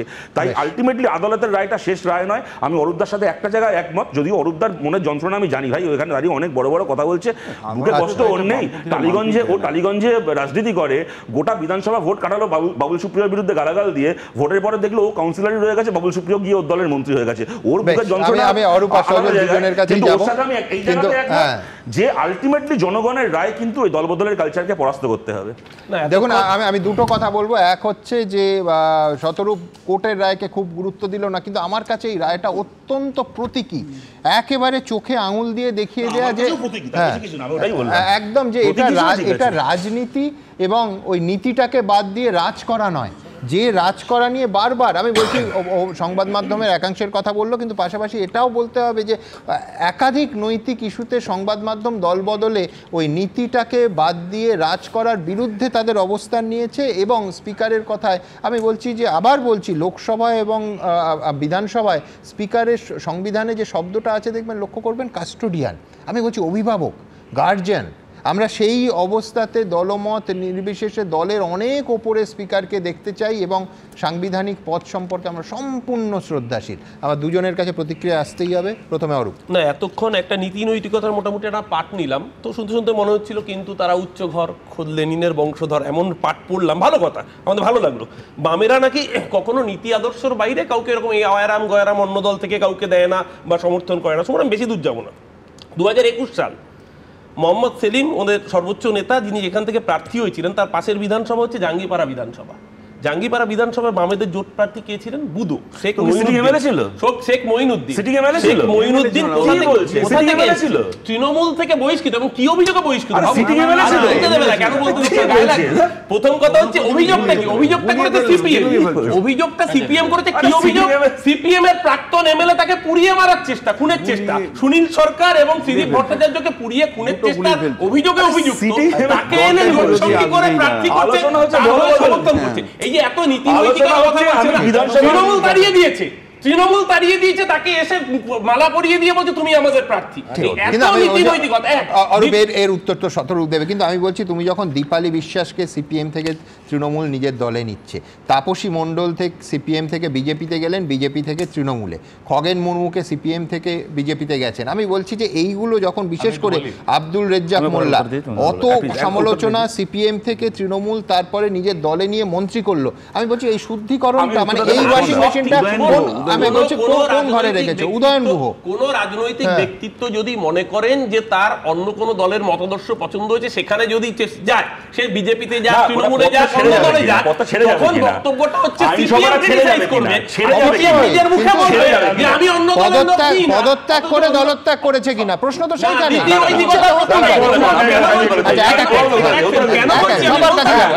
আমি বলতাম না, এর বিরুদ্ধে যার বিরুদ্ধে সিপিএম অভিযোগ করছে তার দলের নেতাকে খুন করার, তাকে এনে আমি জোট সঙ্গীর ক্যান্ডিডেট করব, তারা প্রচার করবে, কোথায় নীতি নৈতিকতা? আমি খুব দ্রুত বলছি, দেখো আমি অরূপদার এই কথার উত্তরে, হ্যাঁ আমি অরূপদার কথার উত্তরে আমি এই উদাহরণ দেব না যে সত্যজিৎ বিশ্বাসকে খুন করার অভিযোগে জেল খাটা নির্মল ঘোষকে কেন ওরা কদিন আগে দলে নিল, আমি উদাহরণ দেব না। আমি উদাহরণ দেব না কেন মানস ভূঁইয়া ওর দলের কর্মীকে খুন করার অভিযোগে চার্জশিট তাকে কেন তৃণমূল দলে দিল। উদাহরণটা আমি আজকে এই কারণে দিচ্ছি না, তার কারণটা হচ্ছে হ্যাঁ ওই কায়দা করে বলে দিলাম, কায়দা করে বলে দিলাম, বুঝতে পারলে না?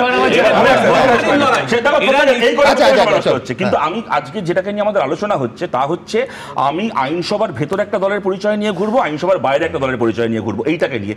এরকম কোনো উদাহরণ কি আছে যে একটা লোক বামফ্রন্ট সরকারের সময়, আজকে ধরে নিচ্ছি আমরা হেরে আছি, আমাদের দলে কেউ আসবে না, ধরে নিচ্ছি, এরকম উদাহরণ কি একটা দেখাতে পারবে? বামফ্রন্ট সরকার রাজ্যে ক্ষমতায় আছে, একটা লোক রাস্তায় সিপিএম করছে, বিধানসভার ভেতর বলছে আমি তৃণমূল।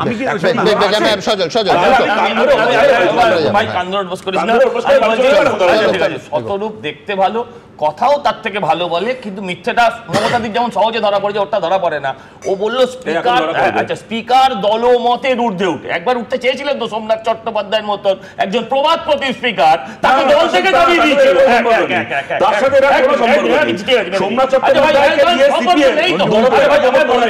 আমায় বলতে দাও। আর এরা নীতি নৈতিকতার প্রশ্ন করছে।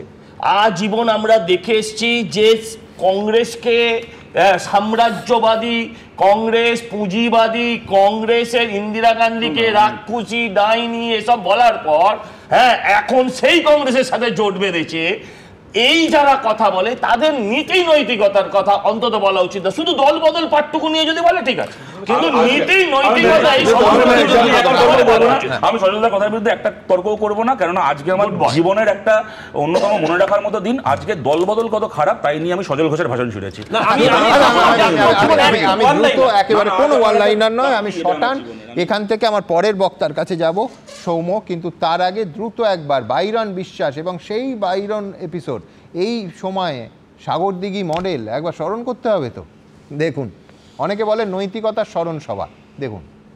বৃহস্পতিবার মুকুল রায়ের বিধায়ক পদ খারিজ করে দিল কলকাতা হাইকোর্ট, যার পর থেকে ফের চর্চায় এসেছে বিধায়কদের দলবদলের প্রসঙ্গ এবং জার্সি পাল্টালেও বিধায়ক পদ আঁকড়ে থাকার অভ্যাসের কথা। 2021-এর বিধানসভা ভোট শেষ হতে না হতেই তৃণমূল শিবিরে পা বাড়ান একের পর এক বিজেপি বিধায়ক। শুরু হয় দল ভাঙানোর খেলা, কিন্তু একে একে বহু বিরোধী বিধায়ক তৃণমূলপন্থী হয়ে উঠলেও কেউই পদ ছাড়েননি, অর্থাৎ বিধায়ক পদ থেকে ইস্তফা দেননি, যাদের মধ্যে অন্যতম হলেন বাইরন বিশ্বাস। 2023-এর বিধানসভা উপনির্বাচনে মুর্শিদাবাদের সাগরদিঘি কেন্দ্রে সিপিএমের সমর্থনে কংগ্রেসের টিকিটে জিতেছিলেন তিনি। বাইরন বিশ্বাসের জয়ের পর বিধানসভায় 0 থেকে 1 হয়েছিল কংগ্রেস। রাজ্য রাজনীতিতে সাড়া ফেলে দিয়েছিল একটাই শব্দ, সাগরদিঘি মডেল। সিপিএম কংগ্রেসের যৌথভাবে লড়ে তৃণমূলকে হারানোর মডেল। কিন্তু ওই যে কথায় আছে না, ঠাকুর থাকবে কতক্ষণ, ঠাকুর যাবে বিসর্জন। তাই পশ্চিমবঙ্গের তৎকালীন রাজনীতির কথা মাথায় রেখে অনেকেই প্রশ্ন করেছিলেন, বাইরন বিশ্বাস জিতলেন তো ঠিকই, কিন্তু কদিন তিনি কংগ্রেসের বিধায়ক থাকবেন? কদিনই বা তাঁকে বিরোধী আসনে থাকতে দেওয়া হবে? ভাইজান, আমাদের রাজ্যে না একটা মারাত্মক ট্রেন্ড ইদানিংকালে চলছে, আগেও ছিল, এখন একটু বেড়েছে। সেটা হচ্ছে জেতার পর, ধরুন আপনি কংগ্রেসের টিকিটে জিতেছেন, বাম আপনাকে সমর্থন করেছে, হঠাৎ এইরকম অনেক বিধায়ককে আমরা দেখেছি একদিন ওয়ান ফাইন মর্নিং সকালে ঘুম থেকে উঠে হঠাৎ শাসক দলের উন্নয়ন দেখতে পায়, আর তারপরে সরাসরি পদত্যাগ না করে তারা দল বদলে ফেলে। আপনার ক্ষেত্রে এই রকম কিছু হবে না, সেটা গ্যারান্টেড? আপনি নিশ্চিত? হ্যাঁ, আমার ক্ষেত্রে এটা হবে না, এটা গ্যারান্টেড। আমরা পারলে অন্য দল থেকে টেনে নেব, কিন্তু আমার যাওয়ার তো কোনো প্রশ্নই নেই। 3 মাসের মধ্যেই জল্পনা সত্যি হলো। সাগরদিঘির উপনির্বাচনের প্রচারে যিনি ছিলেন অভিষেক বন্দ্যোপাধ্যায়ের নিশানায়, ভোটে যিনি মমতা বন্দ্যোপাধ্যায়ের দলের প্রার্থী এবং তার মামাতো ভাইকে হারিয়েছিলেন, কংগ্রেসের টিকিটে জেতা সেই বাইরন বিশ্বাস 2023-এর 29শে মে কংগ্রেস ছেড়ে তৃণমূলের পতাকা হাতে নিলেন। বাইরনকে স্বাগত জানালেন খোদ অভিষেক বন্দ্যোপাধ্যায়। আসলে ভয় দেখিয়ে চাপ সৃষ্টি করে তাকে তৃণমূল পক্ষে নিতে চায়, তাই তৃণমূল পক্ষে নিল। কিন্তু অন্তত স্পিকারের দায়িত্ব পড়ে গেল 7 দিনের মধ্যে তার মেম্বারশিপ খারিজ করুন।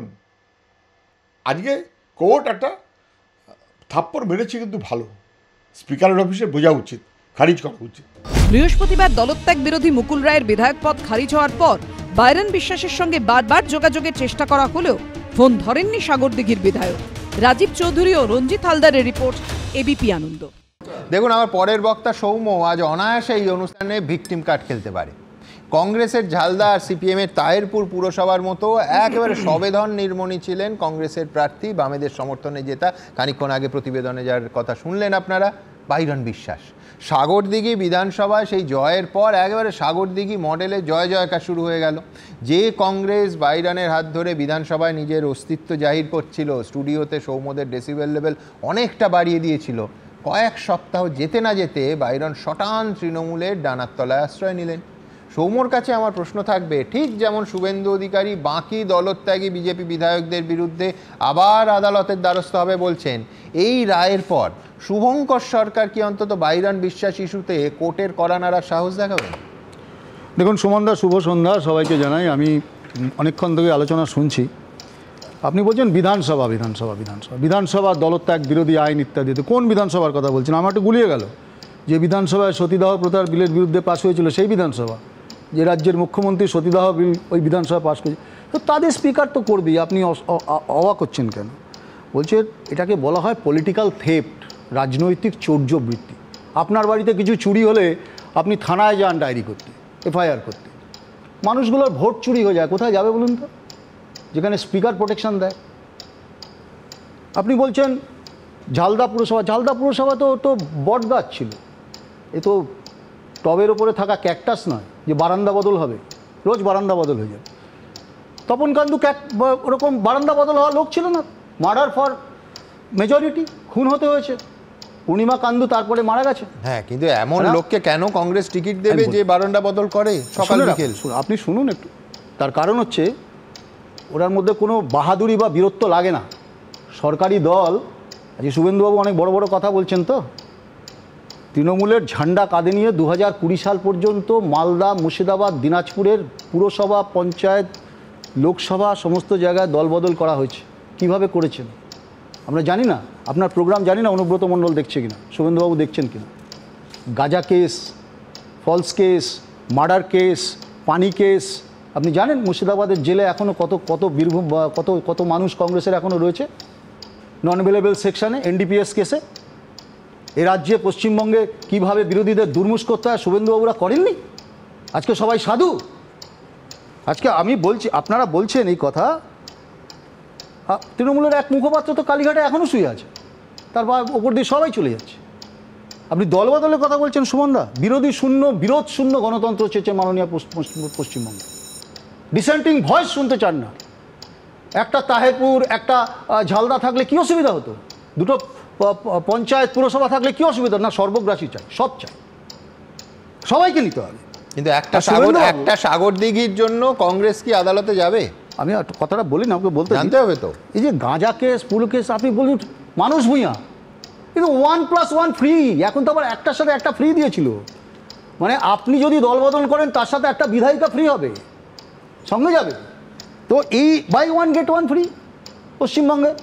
আপনি সুমনদা বলছেন এই কথা, আমি আপনারই সাংবাদিক একজনকে জিজ্ঞাসা করছিলাম যে ভাই এই যে দলবদল করেন এই নেতারা, এক একজনের নাম আমি বলতে পারি, আপনি দেখবেন লক্ষ্য করে সকালবেলা দেখছি পেছনে মোদিজির ছবি, জাস্ট গলায় উত্তরীয়টা পরে একটা পতাকা ধরে নিয়ে এসে বিকালবেলা দেখছি মমতা ব্যানার্জির ছবি।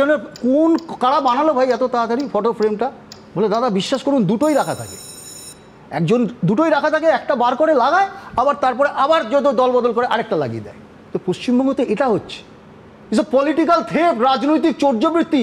এত আলোচনা হচ্ছে নীতি নৈতিকতা। দেখুন আমি একটা কথা আপনাকে বলি, যে আজকে যে শুভেন্দুবাবুরা বলছেন কোন কি হাতি, এরা তৈরি করেছে কিভাবে দল বদল করতে হয়। মমতা বন্দ্যোপাধ্যায়ের নির্দেশে হয়েছে, তৃণমূলের নির্দেশে হয়েছে। আজকে সবাই সাধু হয়ে যাচ্ছে। পশ্চিমবঙ্গে ডিসেন্টিং ভয়েস শুনবো না।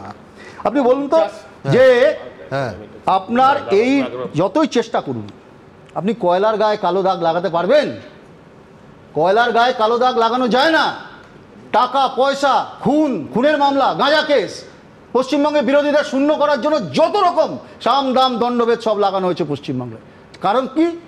কারণ একটাই, সেটা হচ্ছে বিরোধী রাখবো না। বিরোধী শুনে জাস্ট ক্লোজ করে দিই সুমনদা। কিন্তু আজকে বিজেপি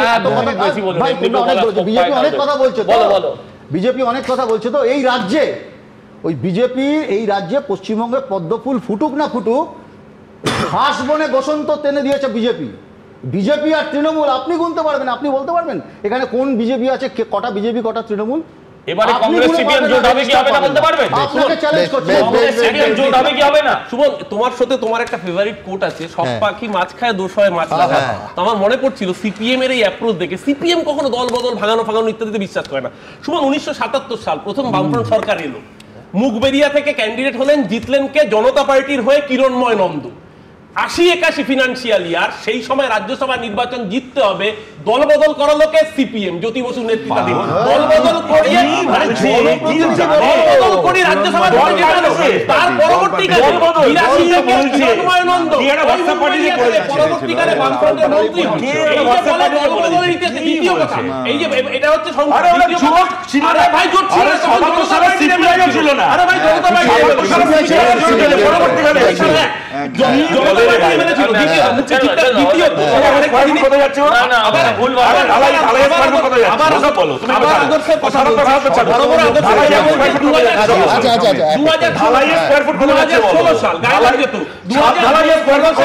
সমদূরত্বের নীতি বলা সিপিএম।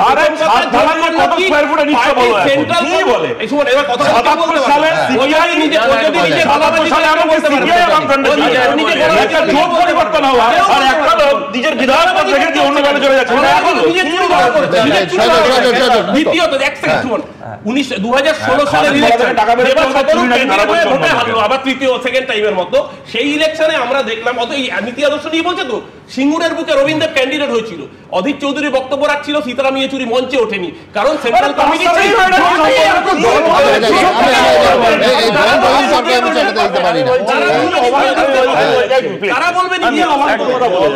আমি বলছি অনেকটা ওই খাগড়ে সাহেবের মতো, কি নাম আমি ভুল স্বীকার করছি, তার মতন প্রায় নীতি নৈতিকতা অমুক তমুক পাঠ পড়ালেন। 50,000 কংগ্রেস কর্মী খুন, সাইবাড়ির রক্ত।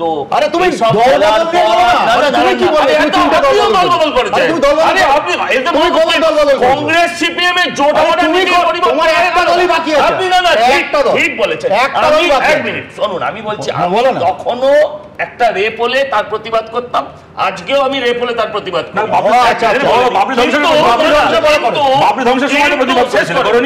কিন্তু মুশকিলটা যেটা হচ্ছে, আপনারা আজকে সেই জায়গাটাকে চেঞ্জ করেছেন।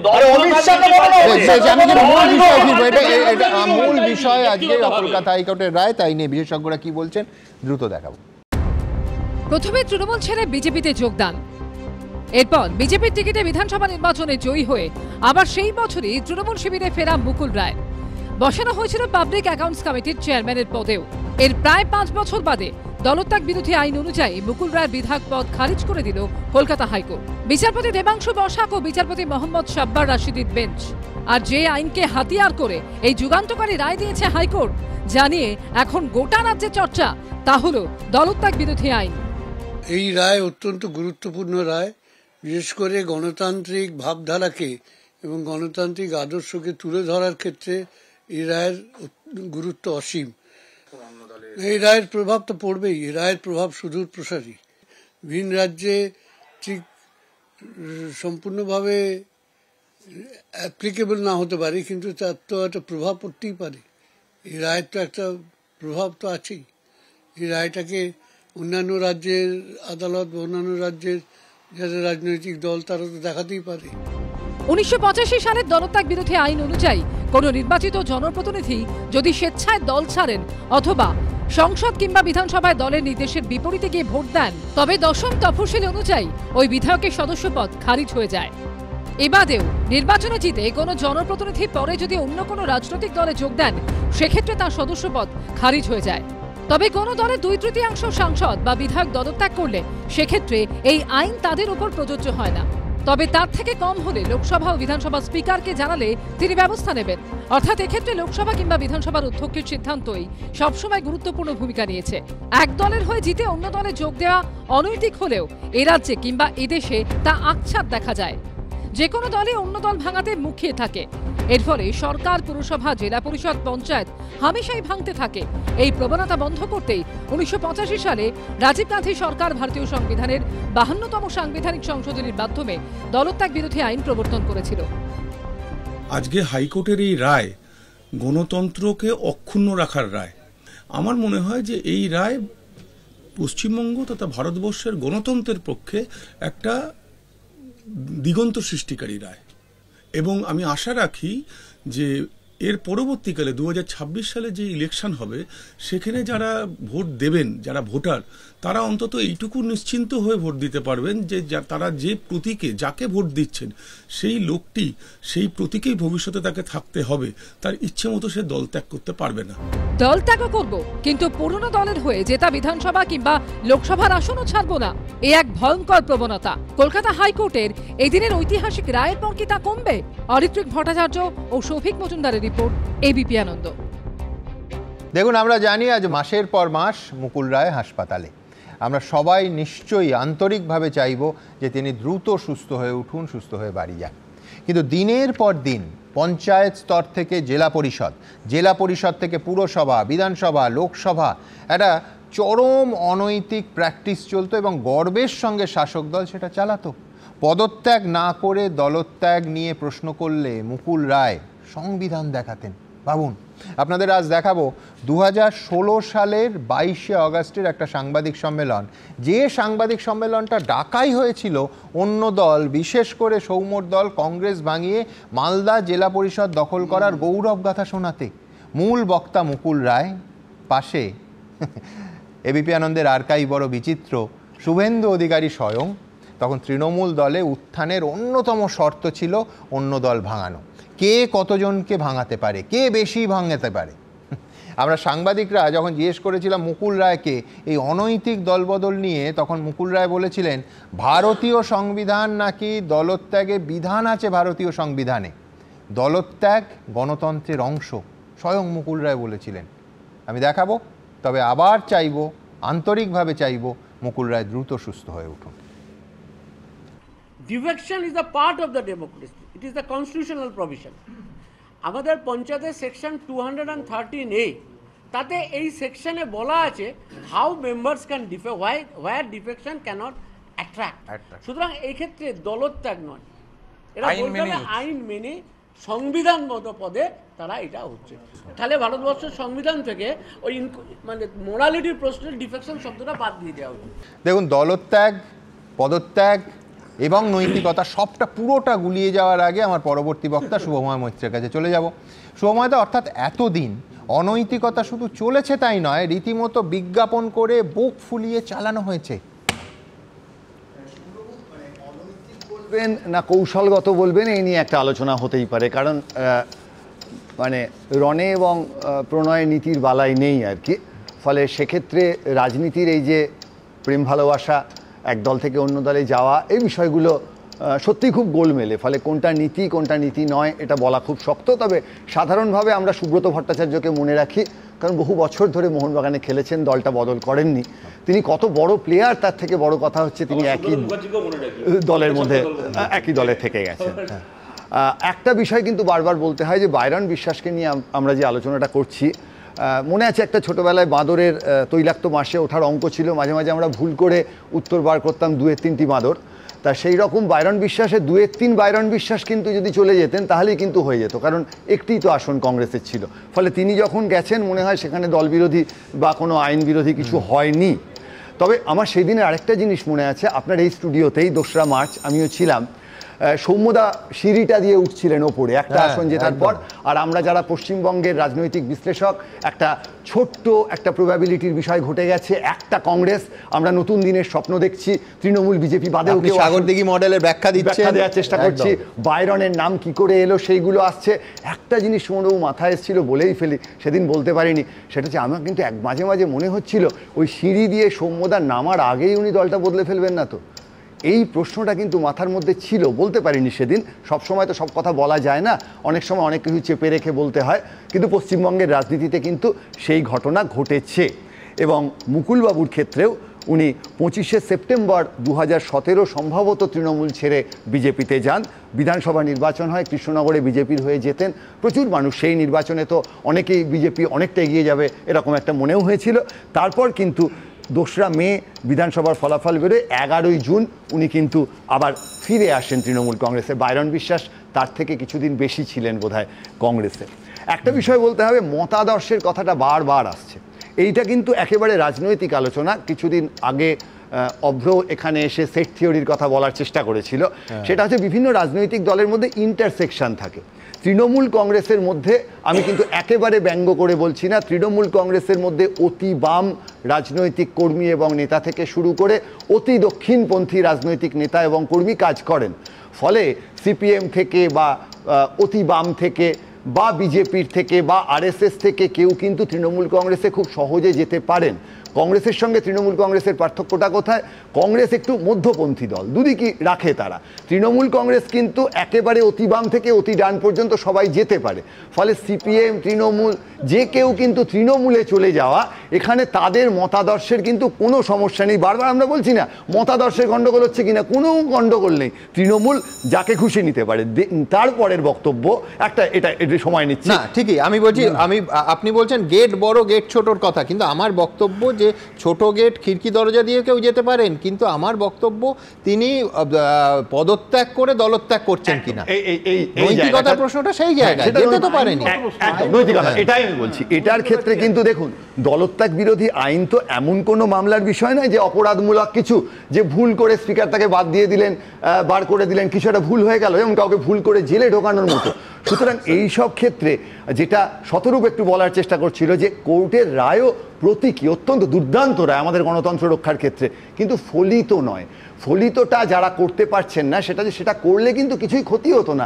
এত তো তৃণমূলের আসন আছে, তাদের মধ্যে একজন দুজনকে বাদ দিয়ে তৃণমূল যে নৈতিকতাটা দেখাতে পারত, সেটাও দেখাবে না কেন? তার কারণ হচ্ছে রাজনীতির মূল বিষয়টা হচ্ছে রাজনীতির আধিপত্যবাদ। অন্য দলের লোককে আমার দলে এনে রেখেছি, বেশ করছি।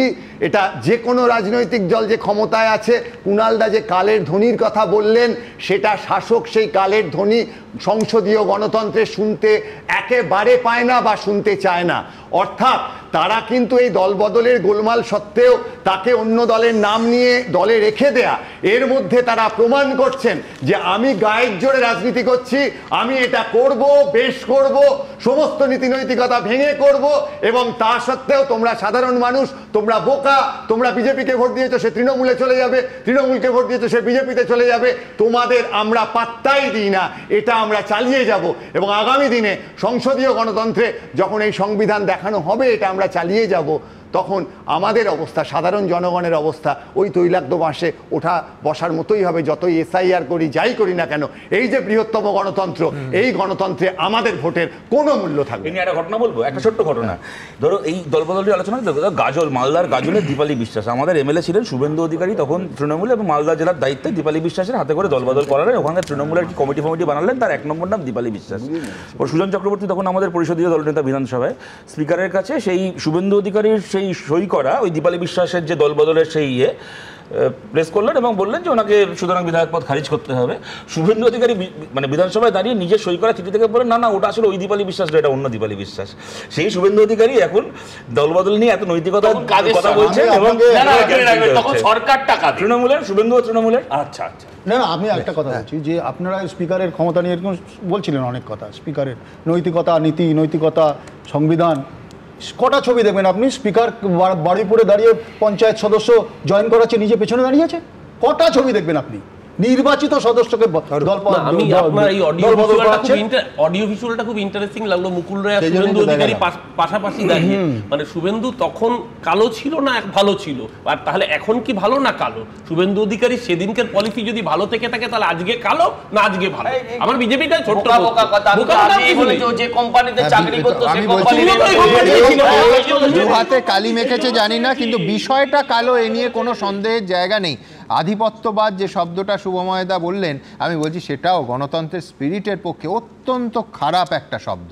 দেখুন, রাজনীতির খারাপ উদাহরণ যেমন আছে, যেমন দু একটা ভালো উদাহরণ খুঁজে পেলে বারবার সেটা বলতে হবে, এ নিয়ে আমার অন্তত কোনো দ্বিধা নেই। এই কিছুদিন আগে রক্ত অঙ্গ বইয়ে দেব এই কথা বলাতে সকাল থেকে বিকেল এত সমালোচনা করেছি এই অনুষ্ঠানে। পাশাপাশি এটাও কিন্তু বলতে হবে যে রাজীব বন্দ্যোপাধ্যায় পদত্যাগ করে দলত্যাগের একটা বিরল এবং ব্যতিক্রমী উদাহরণটা অন্তত রাখতে পেরেছিলেন। ঠিক যেমন তৃণমূলেরই শোভন চট্টোপাধ্যায় প্রায় নজির সৃষ্টি করে তৃণমূল ছেড়ে তবে বিজেপিতে গিয়েছিলেন। তবে দুর্ভাগ্যের বিষয় হচ্ছে এই শোভন চট্টোপাধ্যায় বা রাজীব বন্দ্যোপাধ্যায় কিন্তু তৃণমূলের মডেল হতে পারলেন না। আর মডেল হলে আজকে পোডিয়ামে দাঁড়িয়ে অর্ণব বুক ফুলিয়ে বলতে পারত যে তৃণমূল মূল্যবোধের রাজনীতি করে। অর্ণব, আফসোস হয়? সুমনদা, এতক্ষণ পর্যন্ত যে আলোচনাটা যে জায়গায় এসেছে তাতে এই শুভময়দা একটু আগে যে শব্দটা বললেন, আমি সেই শব্দকে আরেকবার একটু রিপিট করি। সেটা হচ্ছে আজকে 2025 সালে রাজনীতির দুটো চেহারা আমরা একটা দেখতে পাচ্ছি পাশাপাশি, এবং সেটা নিয়ে আমরা এতক্ষণ আলোচনা করলাম। একটা হচ্ছে ফলিত রাজনীতি, একটা হচ্ছে মতাদর্শগত রাজনীতি, একটা হচ্ছে রিয়াল পলিটিক, আর একটা হচ্ছে আইডিওলজিক্যাল পলিটিক।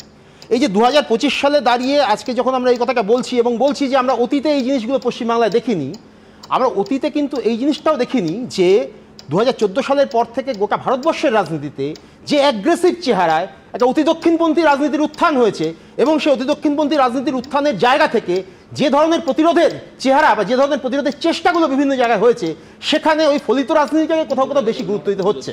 এবং সেই ফলিত রাজনীতির উত্থান হয়েছে বলে ফলিতটা অনৈতিক রাজনীতি হয়ে যাবে কেন? সুমনদা, অনৈতিক যেটা আপনি বলছেন ঠিক কথা, কিন্তু একই সঙ্গে এই প্রশ্নটাও আজকে বারবার করে এসেছে। ধরুন, আপনার মনে থাকবে একটু আগেই এই 90 দশকের শেষ দিকটায় 98 সাল নাগাদ, যতদূর মনে পড়ছে 97, 91 এরকম সময় সাইফুদ্দিন চৌধুরী এবং সমীর পুততুণ্ড তারা কোন পার্টি লাইন নিয়ে বিতর্কটা করেছিলেন যে একসঙ্গে দুটো দল প্রধান শত্রু হতে পারে না, কংগ্রেস এবং বিজেপি প্রধান শত্রু হতে পারে। কিন্তু অর্ণব, আমি বলছি আমার ছোট্ট একটা প্রশ্ন আছে, সেটা হচ্ছে সাগরদিঘি আর ঝালদাতে কোন দক্ষিণপন্থী রাজনীতি তোমরা মোকাবিলা করেছিলে?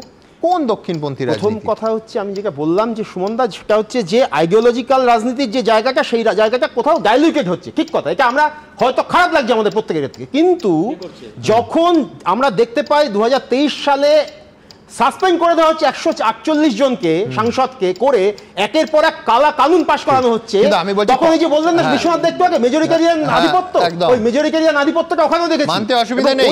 কিন্তু কংগ্রেসকে শূন্য করে কোন দক্ষিণপন্থী রাজনীতির মোকাবিলা করা হচ্ছে? সুমনদা, এখানে সবচেয়ে বড় কথাটা হচ্ছে যে এখন লড়াইটা কার সঙ্গে হচ্ছে, এই জায়গাটায় দাঁড়িয়ে যে ট্যাকটিক্স নেওয়া হবে, এটা ট্যাকটিক্যাল রাজনীতির কথা, এবং ট্যাকটিক্স এবং স্ট্র্যাটেজিক এই যে দুটো রাজনীতির পার্থক্য হয়, সেই ট্যাকটিক্যাল রাজনীতির জায়গায় দাঁড়িয়ে কোনো একটা জায়গায় মানুষ তো সমর্থন করছে তৃণমূল কংগ্রেসকে, এবং মানুষ যে সমর্থন করছে, মানুষকে তো বোকা হওয়ার কোনো কারণ নেই, মানুষ কোথাও একটা সামগ্রিকতার জায়গা থেকে দেখে তারা মানুষ সমর্থন না করে যখন বিরোধী দলের প্রার্থীকে জানাচ্ছে, সেই প্রার্থীকে নিয়ে কাকে সমর্থন করা? সেটা তো অবশ্যই, সেটা তো 100বার, সেটা তো নিশ্চিতভাবে আপনি যে বলছেন আইডিওলজিক্যাল কোথাও একটা ডাউনফল বকেই, ঠিক কথা। কিন্তু আমি বলছি যে এই জায়গাটায় দাঁড়িয়েও কোনো একটা জায়গায় যখন এই অ্যাগ্রেসিভ চেহারা, কেমন বলছি অটল বিহারী বাজপেয়ীর সময়ও এই অ্যাগ্রেসিভ চেহারা কিন্তু বিজেপি ছিল না। 14 সালের পর থেকে যে চেহারাটা দেখছি, গোয়া বলুন, মধ্যপ্রদেশ বলুন, মহারাষ্ট্র বলুন, অরুণাচল প্রদেশ বলুন, সেখানে যে পদ্ধতিতে সেখানে আমরা দল বদল করিয়ে আমরা সেখানে সরকার করতে দেখেছি, এবং সেখানে সেই সময় মিম মধ্যপ্রদেশে হয়েছিল যে অমিত শাহ আসছেন এবং সেই তার ছবি দিয়ে, পিছন থেকে একটা ছবি দিয়ে বাইকে করে আসছেন টাকার থলি নিয়ে, এবং হাতে করে টাকার থলি নিয়ে যাচ্ছেন। এই যে চেহারাটার সঙ্গে আমরা আজকে লড়াই করছি, আজকে লড়াইটা অনেক বেশি কঠিন। আচ্ছা, এই লড়াইটা করতে গিয়ে ত্রিপুরায় গোটা কংগ্রেসটাকে প্রায় ঝুলির মধ্যে পুরে নিলে সেটা কোন দক্ষিণপন্থী রাজনীতির মোকাবিলা হচ্ছিল তৃণমূলের তরফ থেকে? ত্রিপুরায় কি এই মুহূর্তে প্রধান বিরোধী দল কি তৃণমূল? না না, এই মুহূর্তে নয়, নৈতিকতার প্রশ্ন তো এই মুহূর্তে নয়, এই মুহূর্তে তো কিছুই নেই। আগে একদমই একটা দল পশ্চিমবঙ্গ সরকারে রয়েছে, তারা এক্সপ্লেইন করার চেষ্টা করছে এবং তারা বিভিন্ন জায়গায় তারা হয়তো সেখানে ইউনিট খোলার চেষ্টা করছে, সেখানে বাড়ার চেষ্টা করছে। কিন্তু সেটা সহজ কথা বলা অন্য, কংগ্রেসকে দুর্বল করলে কি বিজেপি দুর্বল হবে না সবল হবে? এইটুকু শুধু বলে দাও।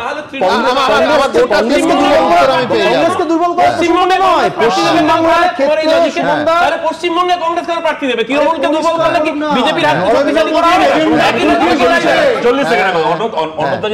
অর্ণবদার বিউটিটা হচ্ছে, অর্ণবদা নিজেও জানেন উনি সব ফালতু কথা বলছেন। 2014 সাথে 2014 বিজেপির ক্ষমতায় আসার 1 সেকেন্ড 2014 বিজেপির ক্ষমতায় আসা এবং অতি দক্ষিণপন্থী রাজনীতির উত্থানের সাথে তৃণমূলের এই দলবদলের কোনো সম্পর্ক নেই। এটা 2011 সালের পর থেকেই শুরু হয়েছিল, তখন পশ্চিমবাংলায় কেউ বিজেপির নাম শোনেনি।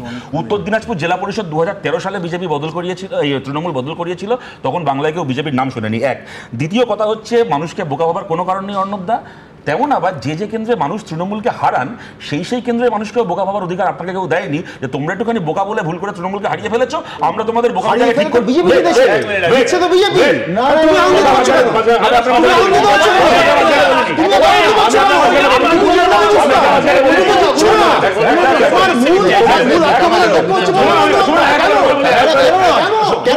কারণ হচ্ছে তোমরা বিজেপিকে সমর্থন করার জন্য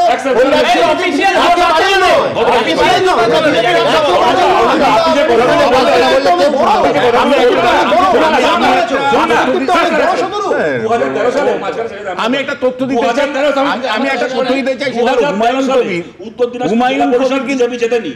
2013 সালে নদিয়া জেলা পরিষদ বিজেপি জেতেনি, উত্তর দিনাজপুর নদিয়া বামপন্থীরা জিতেছিল।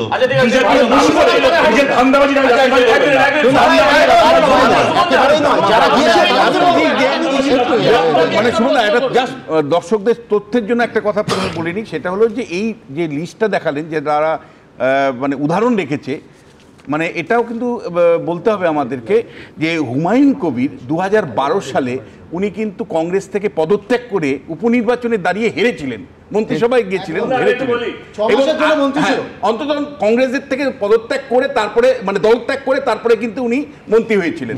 এটা একটা উদাহরণ রেখেছিলেন হুমায়ুন কবিরকে, এটা বলতে হবে। আমি কিন্তু বলছি দেখুন, আলোচনাটা যেটা আলোচনা করছি সেখানে রাজনৈতিক দল গুরুত্ব পাচ্ছে, সেখানে নির্বাচিত প্রতিনিধি দল গুরুত্ব পাচ্ছে, সবচেয়ে কম গুরুত্ব পাচ্ছে মানুষরা একদম কষ্ট করে রোদ্রে দাঁড়িয়ে আমি আমার সময় ব্যয় করে আমি ভোট দিচ্ছি, আমি আমার পছন্দ জানাচ্ছি, সেই পছন্দকে রাজনৈতিক দলগুলো বাজারে বিক্রি করবে, বাজারে বিক্রি করবে। আমার আরেকটা বক্তব্য হচ্ছে, যেমন সাধারণ মানুষ একই রকম ভাবে বিধানসভারও আগে একটা দাম ছিল, আজকের দিনে এই একই রকম ভাবে কে এমএলএ কি যায় আসে, কটা কোন দলে থাকলেও কোনো ব্যাপারই নয়। অর্থাৎ মানুষেরও কোনো দাম নেই, বিধানসভারও কোনো দাম নেই, যে ক্ষমতায় সেই চালাবে। সুমনদা, আমি আপনাকে একটা কথা বলি যে দেখুন, আমি একটা কথা বলবো যে টিএমসিকে মানুষ সমর্থন করছে, তৃণমূলকে সমর্থন করছে, কিন্তু যে কেন্দ্রগুলোতে মানুষের সমর্থন ভারতীয় জনতা পার্টির ওপর ছিল সেই লোকগুলোকে দলে টেনে নিলে পরে মানুষের সমর্থন কোন দিকে যায়।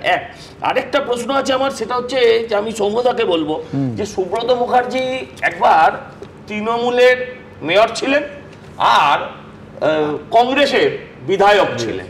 আমার প্রশ্নটা হচ্ছে এই ক্ষেত্রে দলগুলো এই ক্ষেত্রে দলগুলো যে কটাই এই ক্ষেত্রে দলগুলো একটা সুবিধাজনক পরিস্থিতি নেয় যে তারা কিন্তু এদেরকে বহিষ্কার করে না। আমার প্রশ্ন হচ্ছে, সেটা ধরুন ভারতীয় জনতা পার্টির ক্ষেত্রে আপনি বলতে পারেন যে এই যারা, ভাই তুমি বলতে, আমি বলিনি না, যে আমার বক্তব্য হচ্ছে যে এই দলগুলোকে তারাও যদি সুব্রত মুখার্জিকে সেদিন বহিষ্কার করতো তাহলে সৌম্যদা আজকে আরো জোরে চেঁচাতে পারতো। সেদিন কিন্তু তারাই অবস্থানটাকে সহ্য করেছে, ফলে আজকেও ওদের চেঁচানোর কোনো অধিকার। আমি ভালো উদাহরণ নিয়ে কথা হলো, একটা ভালো উদাহরণ আপনাদের সামনে এই মুহূর্তে রাখবো। একদা প্রদেশ কংগ্রেস সভাপতি মানস ভূঁইয়া যখন 2016 সালের 19শে সেপ্টেম্বর অভিষেক বন্দ্যোপাধ্যায়ের হাত থেকে তৃণমূলের পতাকা তুলে নিয়েছিলেন, তখন তিনি কংগ্রেসের বিধায়ক। কংগ্রেসের তৎকালীন পরিষদীয় দলনেতা আব্দুল মান্নান তার বিরুদ্ধে স্পিকারের কাছে দলত্যাগ বিরোধী আইনে পদক্ষেপ করার আর্জি জানিয়েছিলেন, কিন্তু লাভের লাভ কিছুই হয়নি। বৃহস্পতিবার কলকাতা হাইকোর্টের ঐতিহাসিক রায়ে বিধায়ক পদ হারালেন মুকুল রায়। দলত্যাগ বিরোধী আইনে শাস্তির খাড়া নামলো তাঁর উপর। আর এই রায়ে প্রশ্ন উঠে গেল সেই বিধায়কদের ভবিষ্যৎ নিয়ে যারা পদ না ছেড়ে দল বদলেছেন। তবে এ রাজ্যের রাজনীতিতে মুদ্রার একটা উল্টো দিকও অবশ্য আছে। এখানে তন্ময় ঘোষ, সুমন কাঞ্জিলাল, তাপসী মণ্ডল বা হরকালী প্রতিহারের মতো পদ না ছেড়েই অন্য শিবিরের পথে হাঁটা বিধায়ক যেমন আছেন, তেমন দলবদলের আগে পদ ছেড়ে দেওয়ার নজিরও রয়েছে বিস্তর। 1991 সাল থেকে শান্তিপুরের বিধায়ক অজয় দে 2014 সালে কংগ্রেস ছেড়ে তৃণমূলে যোগ দেন। তবে দলবদলের আগে তিনি বিধায়ক পদে ইস্তফা দিয়েছিলেন। তারপর উপনির্বাচনে তৃণমূলের প্রতীকে শান্তিপুর কেন্দ্র থেকেই আবার জিতে আসেন। 2019-এ বিজেপিতে যোগ দেওয়ার আগে কলকাতার মেয়র এবং একাধিক দফতরের মন্ত্রীর পদে ইস্তফা দিয়েছিলেন শোভন চট্টোপাধ্যায়। 2020 সালে বিজেপিতে যোগ দেওয়ার আগে মন্ত্রী, বিধায়ক সহ একাধিক সরকারি পদ ছেড়ে দিয়েছিলেন শুভেন্দু অধিকারী। বিজেপি ছেড়ে তৃণমূলে যোগ দেওয়ার আগে সাংসদ পদ ছেড়েছিলেন প্রাক্তন কেন্দ্রীয় মন্ত্রী বাবুল সুপ্রিয়।